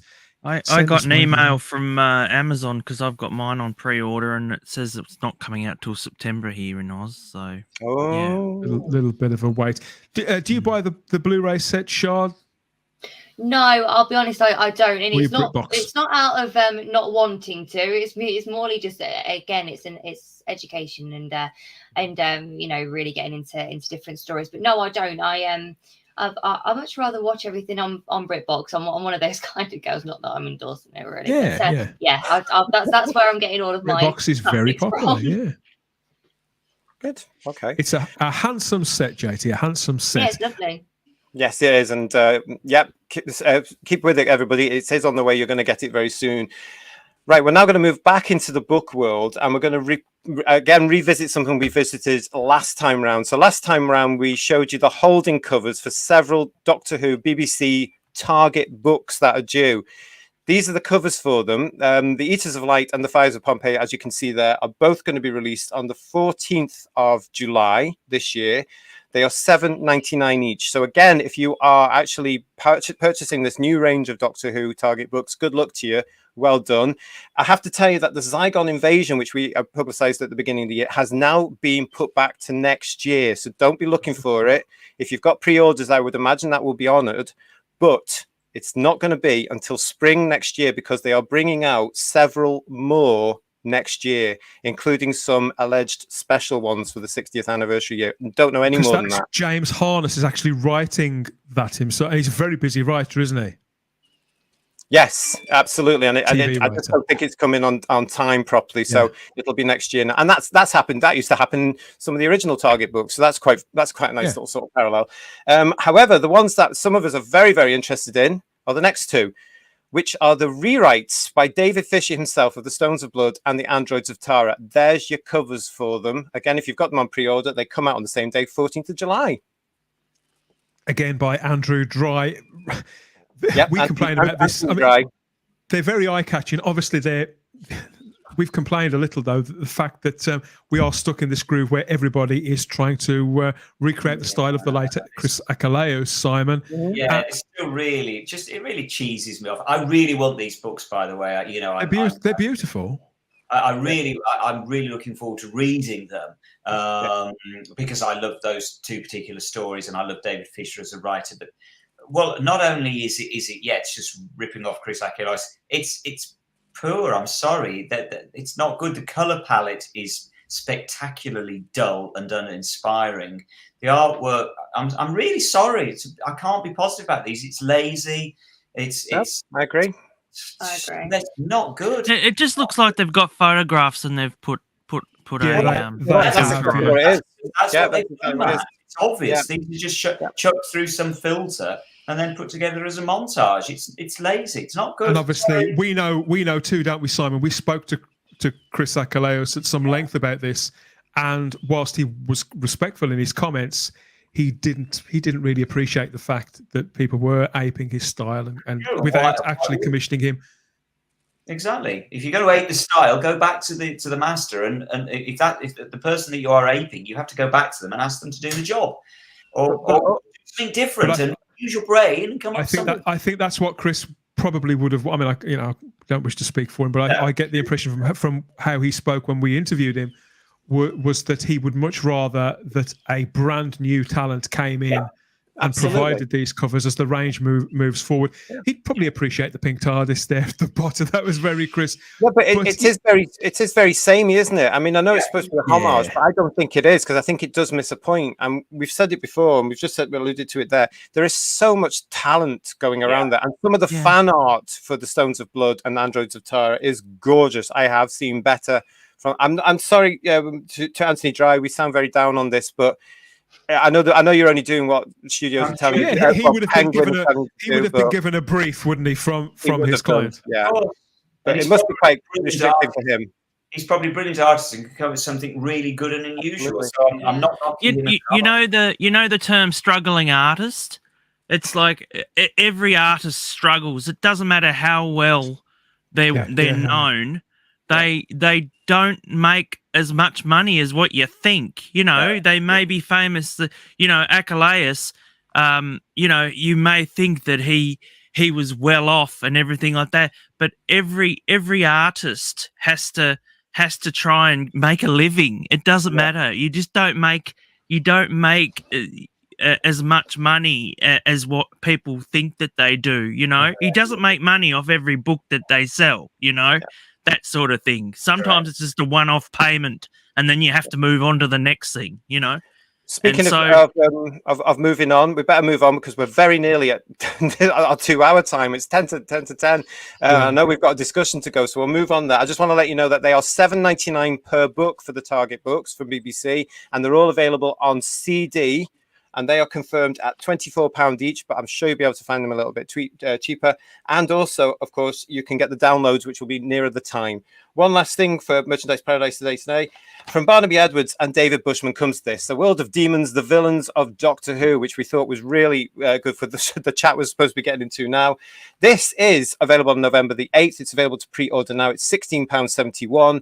And I'm going to quote this here. This is an entire anthology of essays dedicated to deconstructing this gallery of black grades. Who are the greatest Who villains of all time? There you go. I wish they'd gone with the original Zygon on that. That annoys me. I just thought that as well. Yeah, good point. If you look at them, though, they're all from the reboot Who, so they're probably trying to get at the children. Have you noticed anybody that they've got Russell on there, but that's not Timothy Dalton's likeness? They've substituted the face for somebody else. Strange, that, isn't it? He doesn't even have a beard, does he? Doesn't have a mustache or anything. There you go. So thank you very much. But yeah, that does look. I mean, some of these books are better than others, aren't they? And you could argue if you've got a Doctor Who library of any kind, you know, you could have a repeat amount of content, aren't you, Simon? But if they put a new spin on things and a design, some sort of refresh of the design to make it look contemporary, then that can often be just a nice thing to get in your Christmas stocking. I mean, the fact this is out in November, I say this will probably be the kind of thing that people will get for Christmas, or they'll go and buy in the new year. I know people don't get book tokens anymore, but you know, you get Amazon vouchers or whatever else, so that could do quite well. There, couldn't it? Yeah, thanks for all of this, JT. It's always good to spend a little time sunning ourselves at Merchandise Paradise, that the resort of preference to all Time Lords. And let us know what you think of this and what you'd like to see more of. Which lines of merchandise have caught your eye? Let us know in the comment section, please, everybody.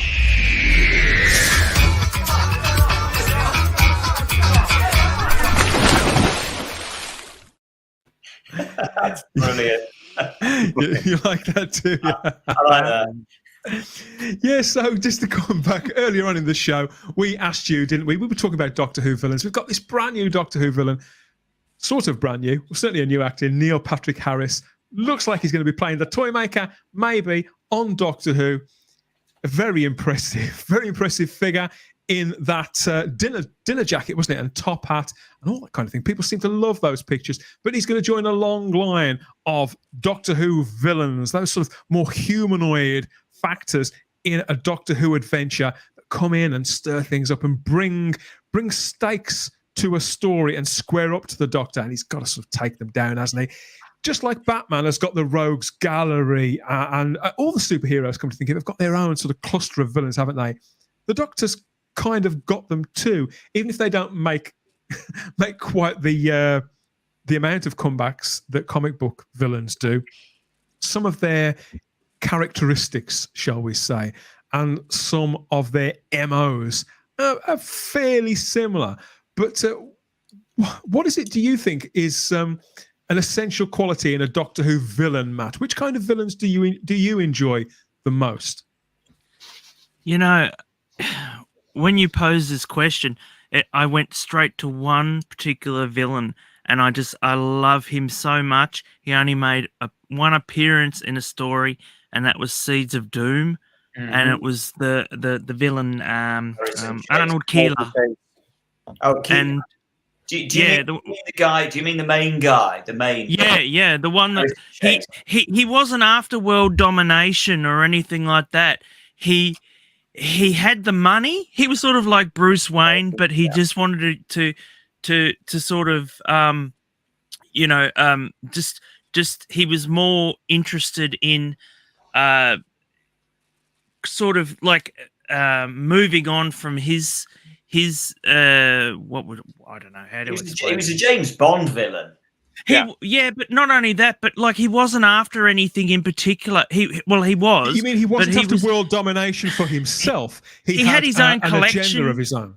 Yeah, exactly, and that he had to have certain things, and it wasn't the fact that he was trying to invade the world or anything like that. He just needed. He had this want, he had this need, and he didn't care how he got it. He didn't care about what other people, I mean, he had a compost heap out the back for people, as long as he got what he wanted, he had to have it. And I love those sort of villains where they're self-serving, they have their little minions and everything, I love it. And he's so nuanced. He's just so subtle. He's just like, if you're in my way, you won't be there for long, I love those sort of villains. And he to me is the epitome of one of the best, and especially with Tom Baker. Oh my God. Well, going up against Tom, making it clear though, isn't it, Matt? It's making it clear what they want and why, and what that means for the rest of us, and why the Doctor must stop them. It's that clean and simple in an adventure series, isn't it? Yeah, and it's just the fact that he's so self-serving, and that he just doesn't care if someone's in his way. He's just going to get him out of the way just to make sure that he gets what he wants. And I suppose this being the kind of show that it is, when we often meet these villains, Shah, we come across them when their plans are about to reach fruition, rather than when they have the initial ideas. So by the time the Doctor enters the scene, the stakes are huge, and it's sort of 4 minutes to midnight. What do you think about Doctor Who villains? Have you got a favourite villain from the history of either the new or the classic show? And why do you think Doctor Who villains work at their best? I'm going to have to go off New Who because I'm just not well versed enough with classic. It wouldn't be right. I mean, aside from the obvious that have been done to death, my actual personal favourite from New Who, weirdly, is actually the guy on the left of that photo, and it is Anthony Stewart Head as Mr. Finch. Mr. Finch. And as much as I wasn't 100% on the actual episode, I thought that his ideas and what he wanted, it's a bit like you, Matt, actually, where you've got someone who doesn't necessarily, well, he didn't want world domination, he wanted universe domination, but he genuinely thought it would be for the best. And I love that about it. And I love someone who's very suave, who is very intelligent, and feels that they can outsmart the Doctor to the point where the Doctor actually starts thinking for a very, very brief moment, actually, they've kind of got this right, until he kind of realizes what is going on, and that it can't be a thing. And yeah, that he's probably my favorite from a New Who perspective that isn't one of the obvious. What I find when I watch that episode again, when I think back to it, even if you were to describe that episode to people, and that character, so what happened in Doctor Who last night, and what was that villain all about? If you start talking about it, it sounds absolutely ridiculous, and when you reflect back on it, you think, well, that's crazy, and it just sounds so insubstantial. But I suppose when you the reason why they sell it and why we get wrapped up in these stories and the stakes there is a lot of the time, I think it's in the power of the casting. The right actor in even the most ridiculous villain can convince us that not only that he's got to this place through some sort of natural thought process over a period of time, or just that his own stakes, that he needs to do this for his own survival, but they can convince us that they genuinely mean it. This ridiculous thing is what they really want, and we will the Doctor to stop them. What do you think about all this, Charlotte? Have you got a favourite Doctor Who villain, or what characteristics do you look for in See, I struggle to name one. So I just thought of what's the theme, what's like, and of all the villain moments I think back to, it's when a villain makes the Doctor face a hard truth.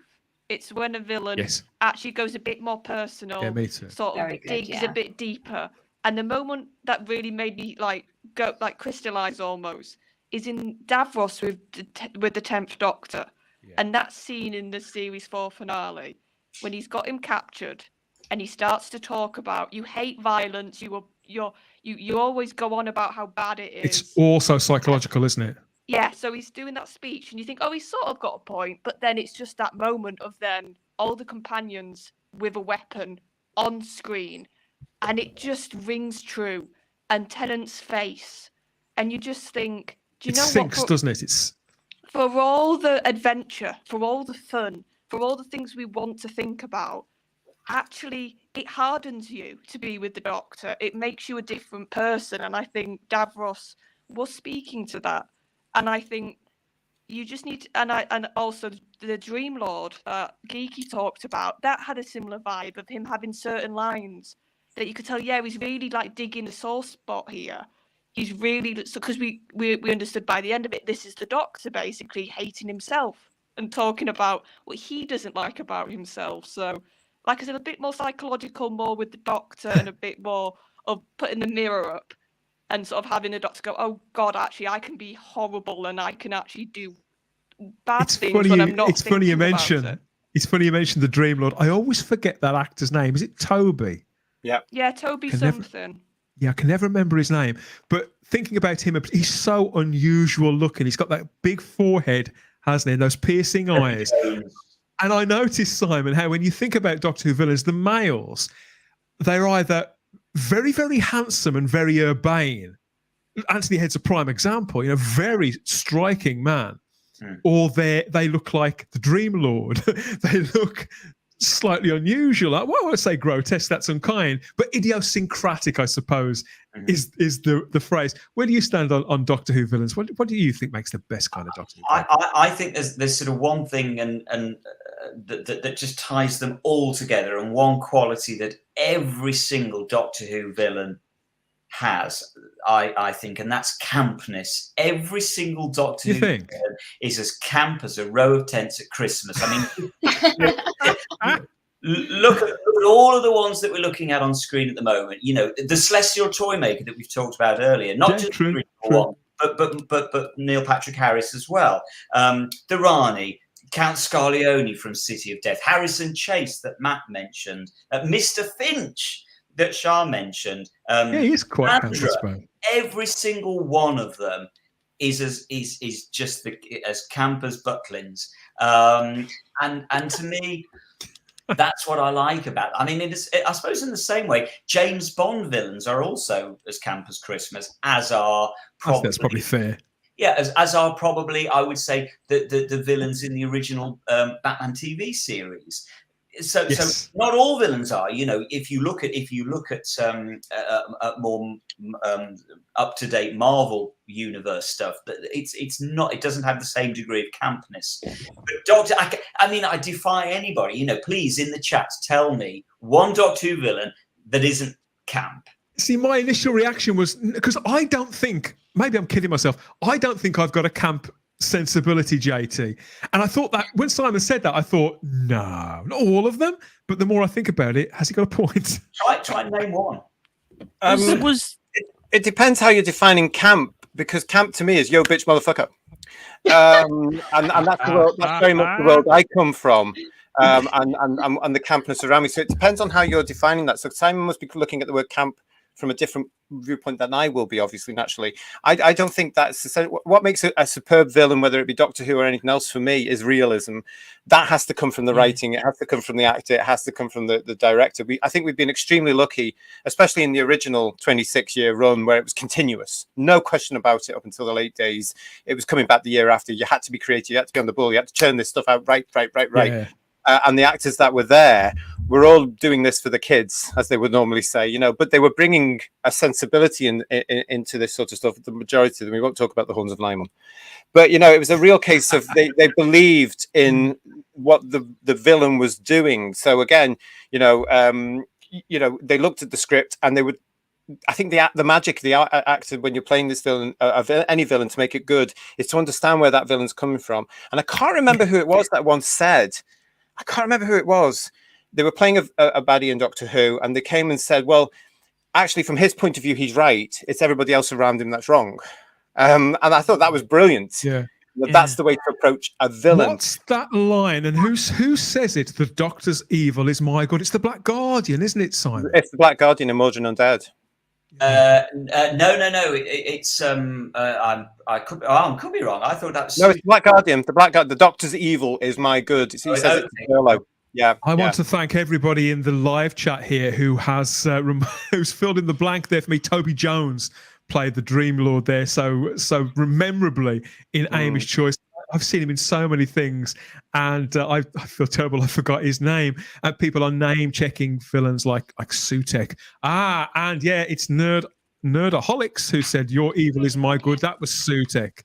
Yeah, I No, thought your evil is my good, but the Doctor's evil, different line can play. Good night, Charlotte. See you again. Thank you for joining us again, Queen Charlotte. Lovely to have you back. Hope to catch you next week. Yeah.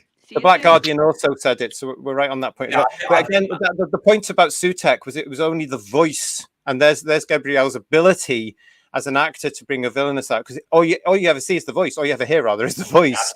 Again, you mentioned him earlier, Simon. Jacoby, when he went from Professor Yana to the Master, it was in the eyes. It was that moment when he turned, and the character had changed. And we all got shivers. That was the quality of a brilliant actor who knew how to play bad. Okay. Fantastic. And I am just going to very quickly come on. And Julian Roxell's comment is Michael wishes Stavros Camp. You bet Michael wishes Stavros is. You think he is? I think he. I don't. Yeah. Again, I'm not sure if it's camp or just insanity. Certainly where he ends up is completely weird. Lord Thoth says there are good Who villains and great Who villains. The more macabre and outrageous, the better. I think somebody who sticks in my mind when I think about camp is Mark Gatiss when he played Professor Lazarus in the Laris experiment back in 2007. That is something because he played it. He was deliberately leaning into Hammer horror and the traditions of British horror movies and sci-fi. Nigel Neal kind of texture to Ant did the same thing, didn't he? Ant did the same thing with his Master. Yes. You can more or less see the twirl on the moustache because that was the sort of villain he wanted to portray with his Master, and all that lovely, delicate sort of dancing around as if Sheila Hancock Sheila Hancock as Helen A. She was ridiculously camp with that bright red and pink hair. And you could say that was supposed to be based on Margaret Thatcher. Yeah. Well, I didn't get that at the time. I just don't. I don't understand that. It wasn't written that way, but it was performed that way, and it got through. Okay. Frances Barber played Madame Kavarian, so I think, she definitely chewed the scenery in that. But memorably so, it was. I think it would have been to play it any other way, Shah. It probably wouldn't have worked. They needed somebody who was going to amp it up like that.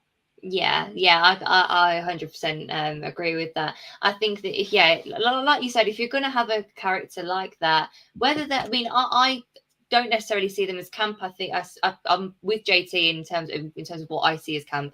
But yeah, I think very pantomime-esque is probably a word I would use. You do definitely have to, if you're going to have a character like Madame Kavarian or like Mr. Finch, you've got to ramp it up, haven't you? You've got to make the most of it. It's the whole twirling the mustache. Yeah, sort of, that's sort of that sort of pantomime-ish sort of thing. Pantomime villains. The other side, isn't it? Sorry, Dan. The other side there, Julian Raxel has put a very good point there, and that is brilliant. Ian Reddington's Chief Clown is another classic portrayal. Yes. Absolutely nailed it. Now that was actually borderline sinister. So quiet and contained. Greatest show on earth, wasn't it? Yeah, the greatest show in the galaxy. Nerdaholics mentions General Smythe from the War Games. All that facial hair, the glasses. It's quite outrageous in some respects. But it's Sarah Jack. You've got a picture of Sarah Jack there as well. I wouldn't say that was camp. I would say again that was sinister because of that unhealthy obsession you had with Perry. That was real. I think is that the difference, JT? Is that the difference between being camp and being theatrical? Because it's a very staged performance. No, because sometimes theatrical can mean camp. Look at a Panto Dane. That's theatrical. Is there a fine line? And Christopher Gable, who played that part, stayed on the other side of it just. Because there was a history that was given to him for Sarah's Jack. He was disformed. He was in control of this sort of thing. He was only surrounded by androids. So again, down to that writing and that ability to bring it alive and understand your character And Sylvester McCoy once played a very nasty person in another show, and said it took him weeks of soul searching to get the character out. You do hear that a lot from actors. With him, and he got that invested with this horrible character, and he had to work it out to say, no, I don't like you in here anymore. And that's how some actors can go, isn't it? The method side of the stuff can come through. Can I just add, sorry, just while we're on the subject of it, because it just made me think. One that I don't think I would have ever even thought of. But what, I'm not saying it's a villain or whatever, but the entity, I'll call it, from Midnight. I think not necessarily a villain, but it makes the humans the villains, if that makes sense. Something that can really alter everyone's perception and really test the boundaries of where people can go. I really love that in any sort of show, not just Doctor Who or any sort of villain. I thought that the Midnight Entity was fantastic, and we should. No, I think that qualifies. Like that again. I think that qualifies, Shah, even though we never see the entity's face. But that's what I love about it. What it wants is very clear. It's clearly got a mind and a voice.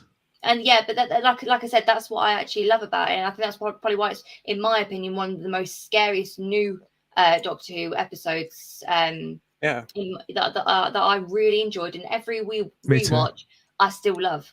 I mean, I think you've got a superb point there, because some of the most scariest characters in any sci-fi or thriller are human, because that's what we are. We do have sides of us that are, all of us, that can be pushed to extremes.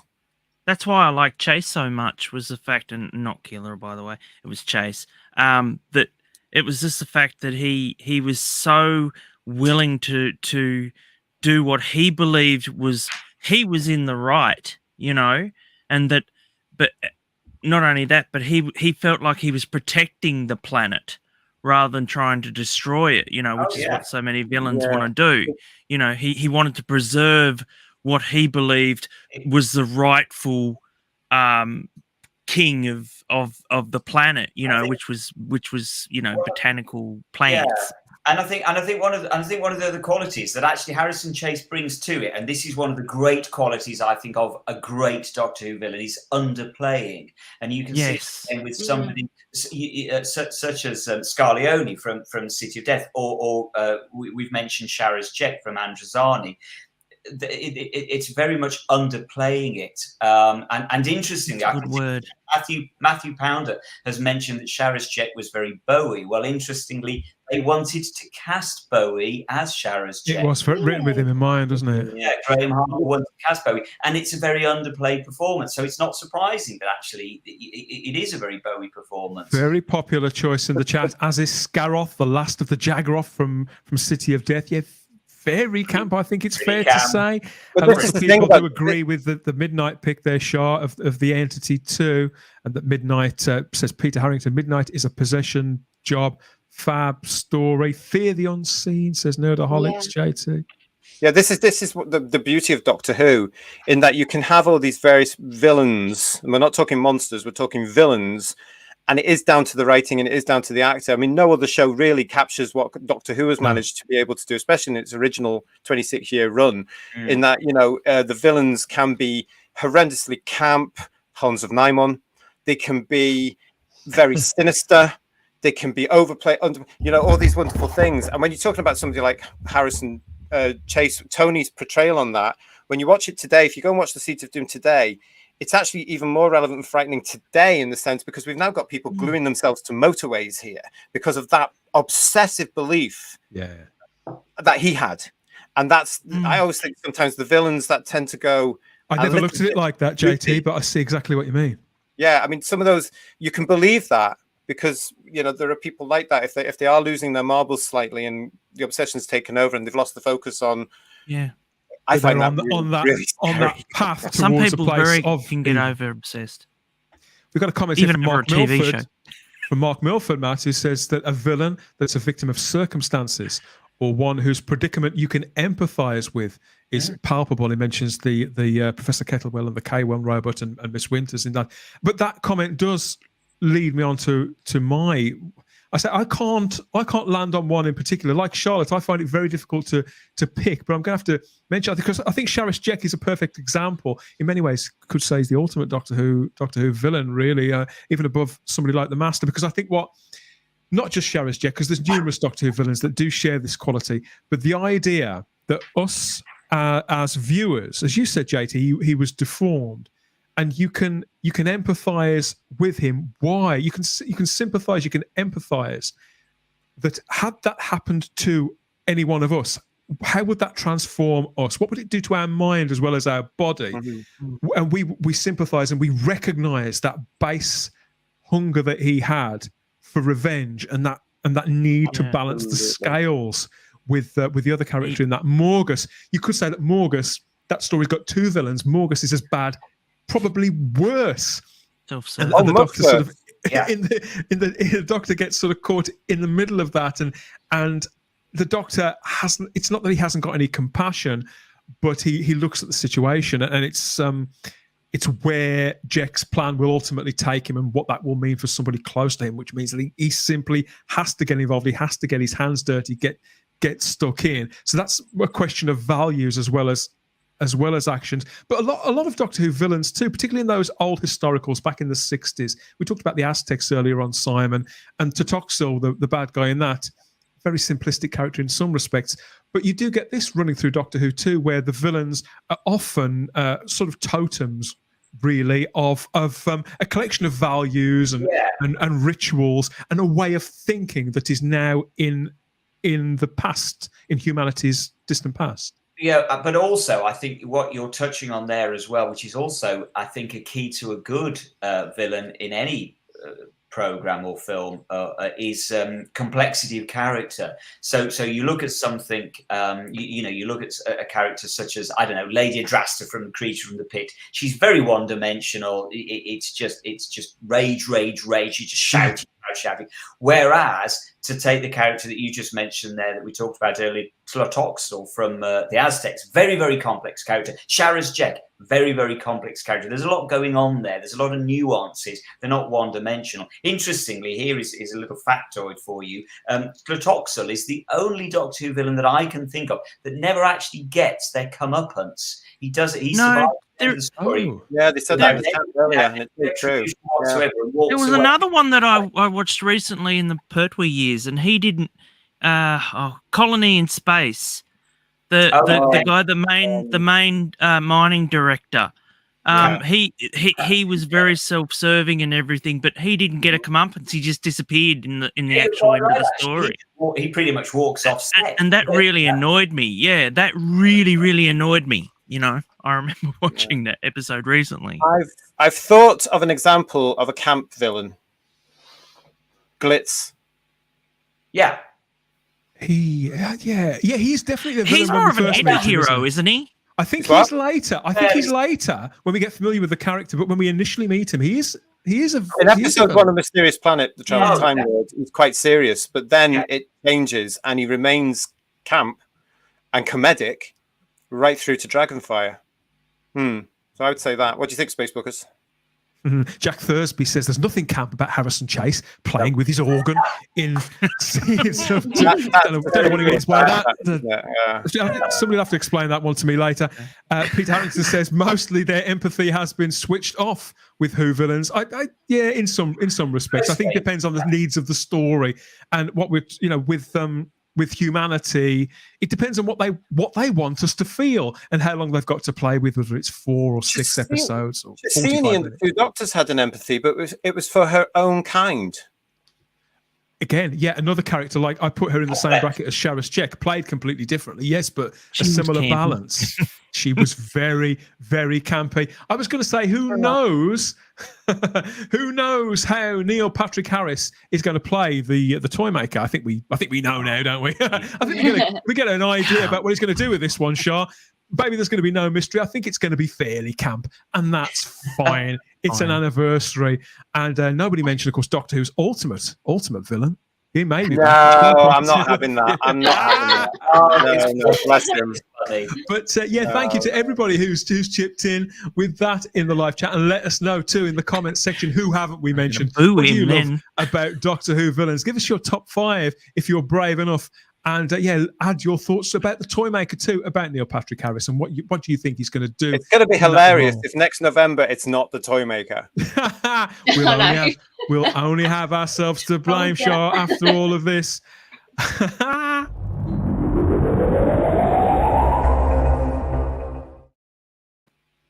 Why do we do it? Why do we do it? It's all for the love of Doctor Who. Of course, that's why we're here talking to one another about the classic era, about New Who, and speculating about what's to come in the 60th anniversary and in the all-new era of Doctor Who. Thanks for joining us here on Type 40 Live, all for the love of Who. Who fancies a couple of pretty pictures before we wave off about that? Last week, JT, we talked about comic strips, about Doctor Who comic strips. The response in the live chat and in the social media was kind of phenomenal, really. People want more talk of comic strips, so we're working on a few ideas for that, talking about the old stuff from the 70s and maybe getting some of the artists on too. But I thought I'd share this. This is Lee Sullivan, the Doctor Who comic strip artist. He's worked for Marvel and DC too, and this is a commission that he did for somebody back in 2014. This is the 8th Doctor, Paul McGann, coming up against the Cybermen there. That's Paul McGann in his sort of boat captain's look, his leather jacket with the merce there. That's it for the bit from the Big Finish stuff in the early 2010s, I think. But the Cybermen are the ones that Lee Sullivan had illustrated before in the Radio Time strip. I think this is a wonderful piece. I love Lee Sullivan's stuff. I love Cybermats. Cybermats too, yeah. Of course you do. Yeah. Are you into comic books, Shah? Is that do your geeky taste stretch to comic books? No, but they absolutely should. From your discussion last week, it genuinely inspired me to start delving into comics. So thank you guys for that. But no, it doesn't as of right now. But check back at some other time, and I might have a couple of shelves to dedicate to a couple of comics. Yeah, it's quite easy to start with Doctor Who in comics because they are all collected, as JT was saying last week. They're just, some of them are getting a little expensive. It depends if you don't mind a beaten up copy on eBay. That's beautiful, says Heather Sulu. I think it's beautiful too. Beautiful. And I think it was done at a convention somewhere.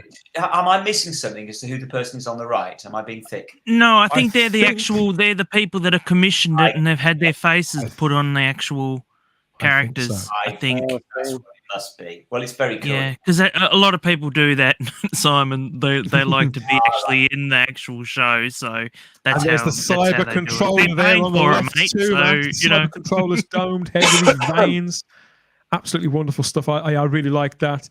And sticking with Cybermen, we've got this digital piece too. JT, you sent me this from Variant Graphic 1. This is really striking, isn't it?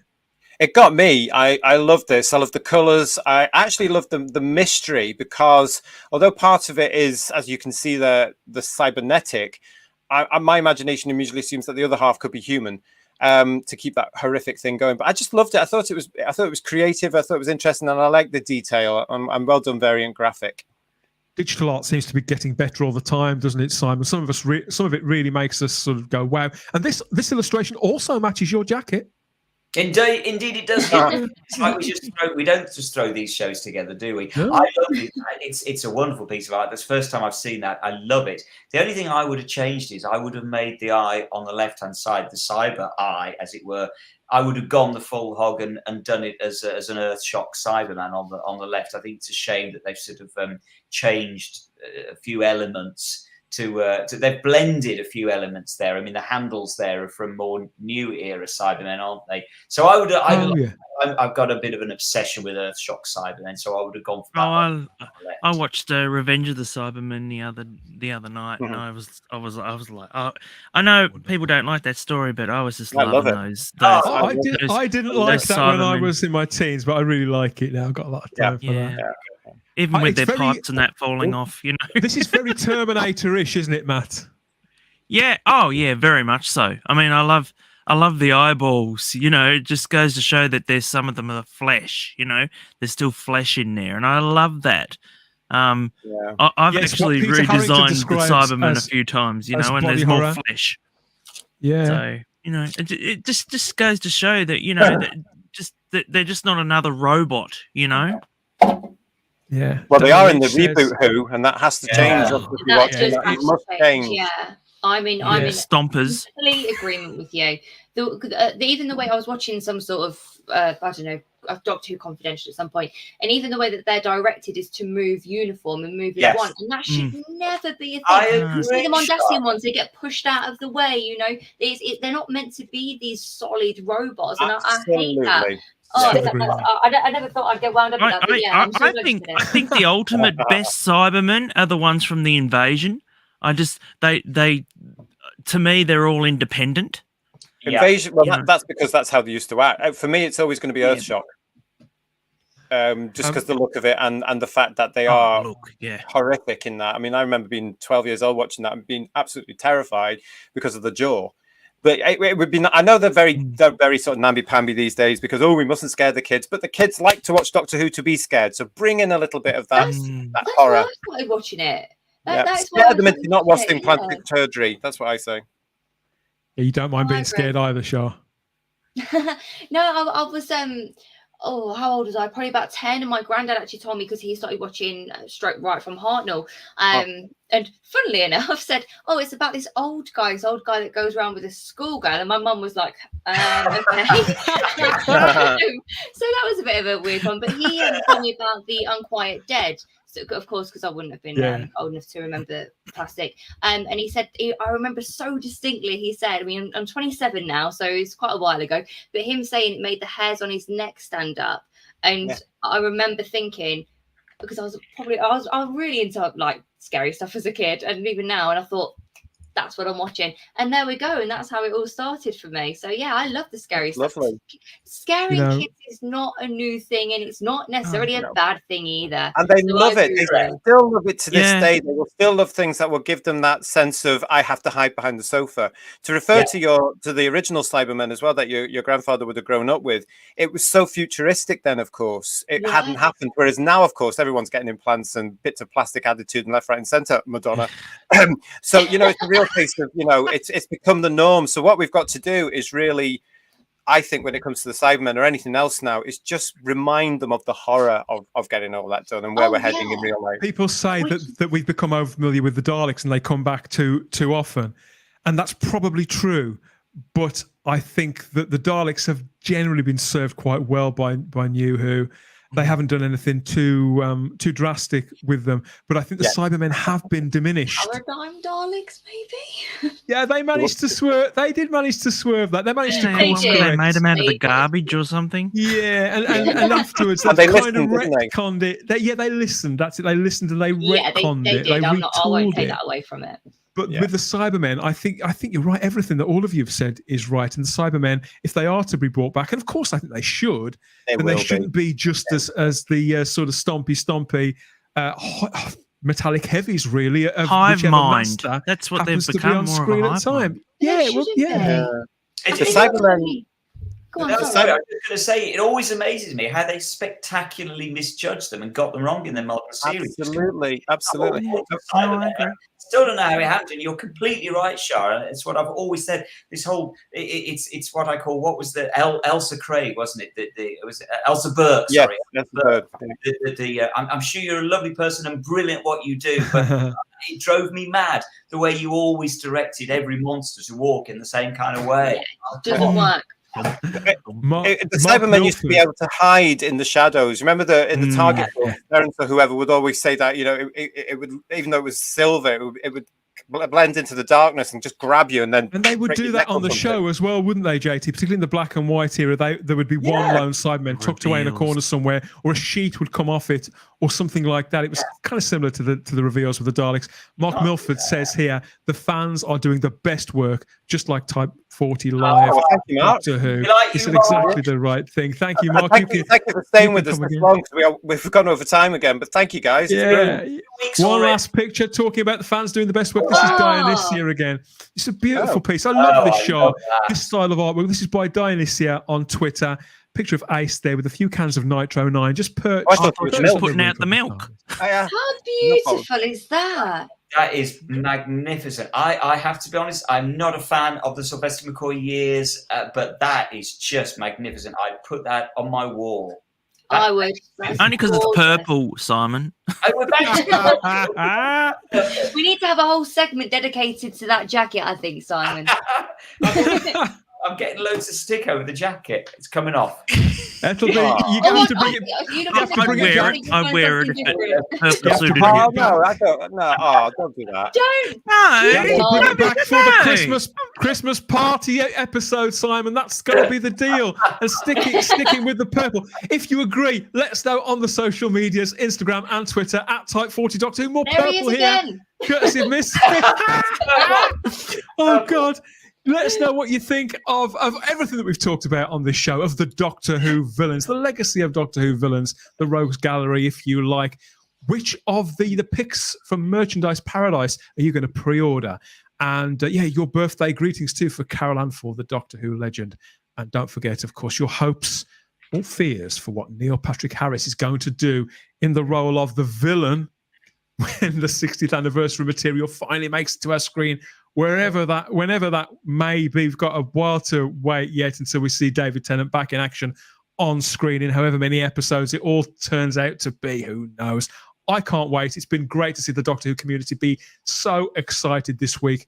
Twitter activity was off the chart. It was trending, wasn't it, JT? It was trending more than Star Wars was, but nearly twice as much on a day that Star Wars actually dropped a brand new episode of Obi-Wan. Now tell me that Doctor Who's dead. Go on. Now tell me. Now tell me, because I'm not having it, and I don't believe it. Shah, thanks for joining us on this show. I do hope you've enjoyed it, and I hope we can tempt you back in the TARDIS at some point. Thank you guys so much for welcoming me and being so. It's been lovely having you on board.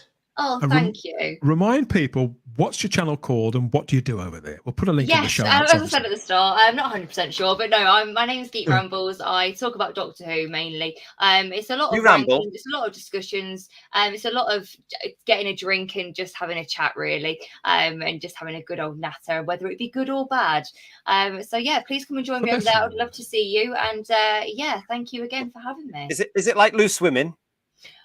Oh, I mean, I've been called much worse, JT. I'll be honest, but yeah, no, I read about that. Oh, you did, huh? Yeah. I'll tell you about that. On that bombshell, people in the chat are saying excellent stream. Thank you, Nerdaholics. Thank you very much. Carol Jude says Twitter is insane, but not in a creepy, cringe way, isn't it? David Tennant has ceased not to with the people I meet. David Tennant has ceased to age. There says Jack Thursby, Matt. Now than he's ever looked. He looks fantastic. He does. Pun absolutely intended. No, Simon, the jacket rocks, says Jack Thursby as well. It does. I want to see it every week. And I think comment of perfect comment to finish off with comes from Garbage, who assures us that there's nothing like loose. It's another show. We're going to get banned from YouTube again at this rate. Yeah, we're gonna watch it. My thanks to Matt Pott, the mighty Matt Pott from Tasmania again. Remind us what your YouTube channel's called. Where can people find that? Well, my YouTube channel's called Matt Pott. I'm hoping to do some new videos coming very, very shortly. So stay tuned for that. Stay tuned. And as always, my thanks to JT. Thank you. There in the Doctor Who loft, to the elegant and stylish Mr. Simon Horton. Don't listen to the rest of them, mate. You wear what you want. I love that coat. I do. And of course, thank you to everybody who's joined in the live chat on Facebook and YouTube. Don't forget, if you want to hear all of this again, you can go back and you can watch it all over again. If there's a bit you've missed, of course, you do some real-time traveling of your own, or you can catch us on the Type 40 feed. We get all those podcasts. You get the podcast itself, and you get audio versions of all of these shows. And don't forget, please like this video, subscribe to the channel if you haven't already. Actually, go back and subscribe again. Even if you have, check that you're still subscribed, because YouTube can sometimes be naughty like that. And hit the cloister bell so you get all the notifications about what we're doing next, when we're doing it. Maybe we can all find out why gradually together. I don't know. Just before we go, Dan, there's a nice comment. Someone Jack Thursby just said Mad Pot is a legend. So thank you for so much, Jack. There you go. Disavowed. Thanks everybody for your company. We'll speak to you all again next time, but that's it for tonight. We always have the time if you have the space here at Type 40 Live. You take care. We'll speak to you soon. Bye-bye. Bye-bye.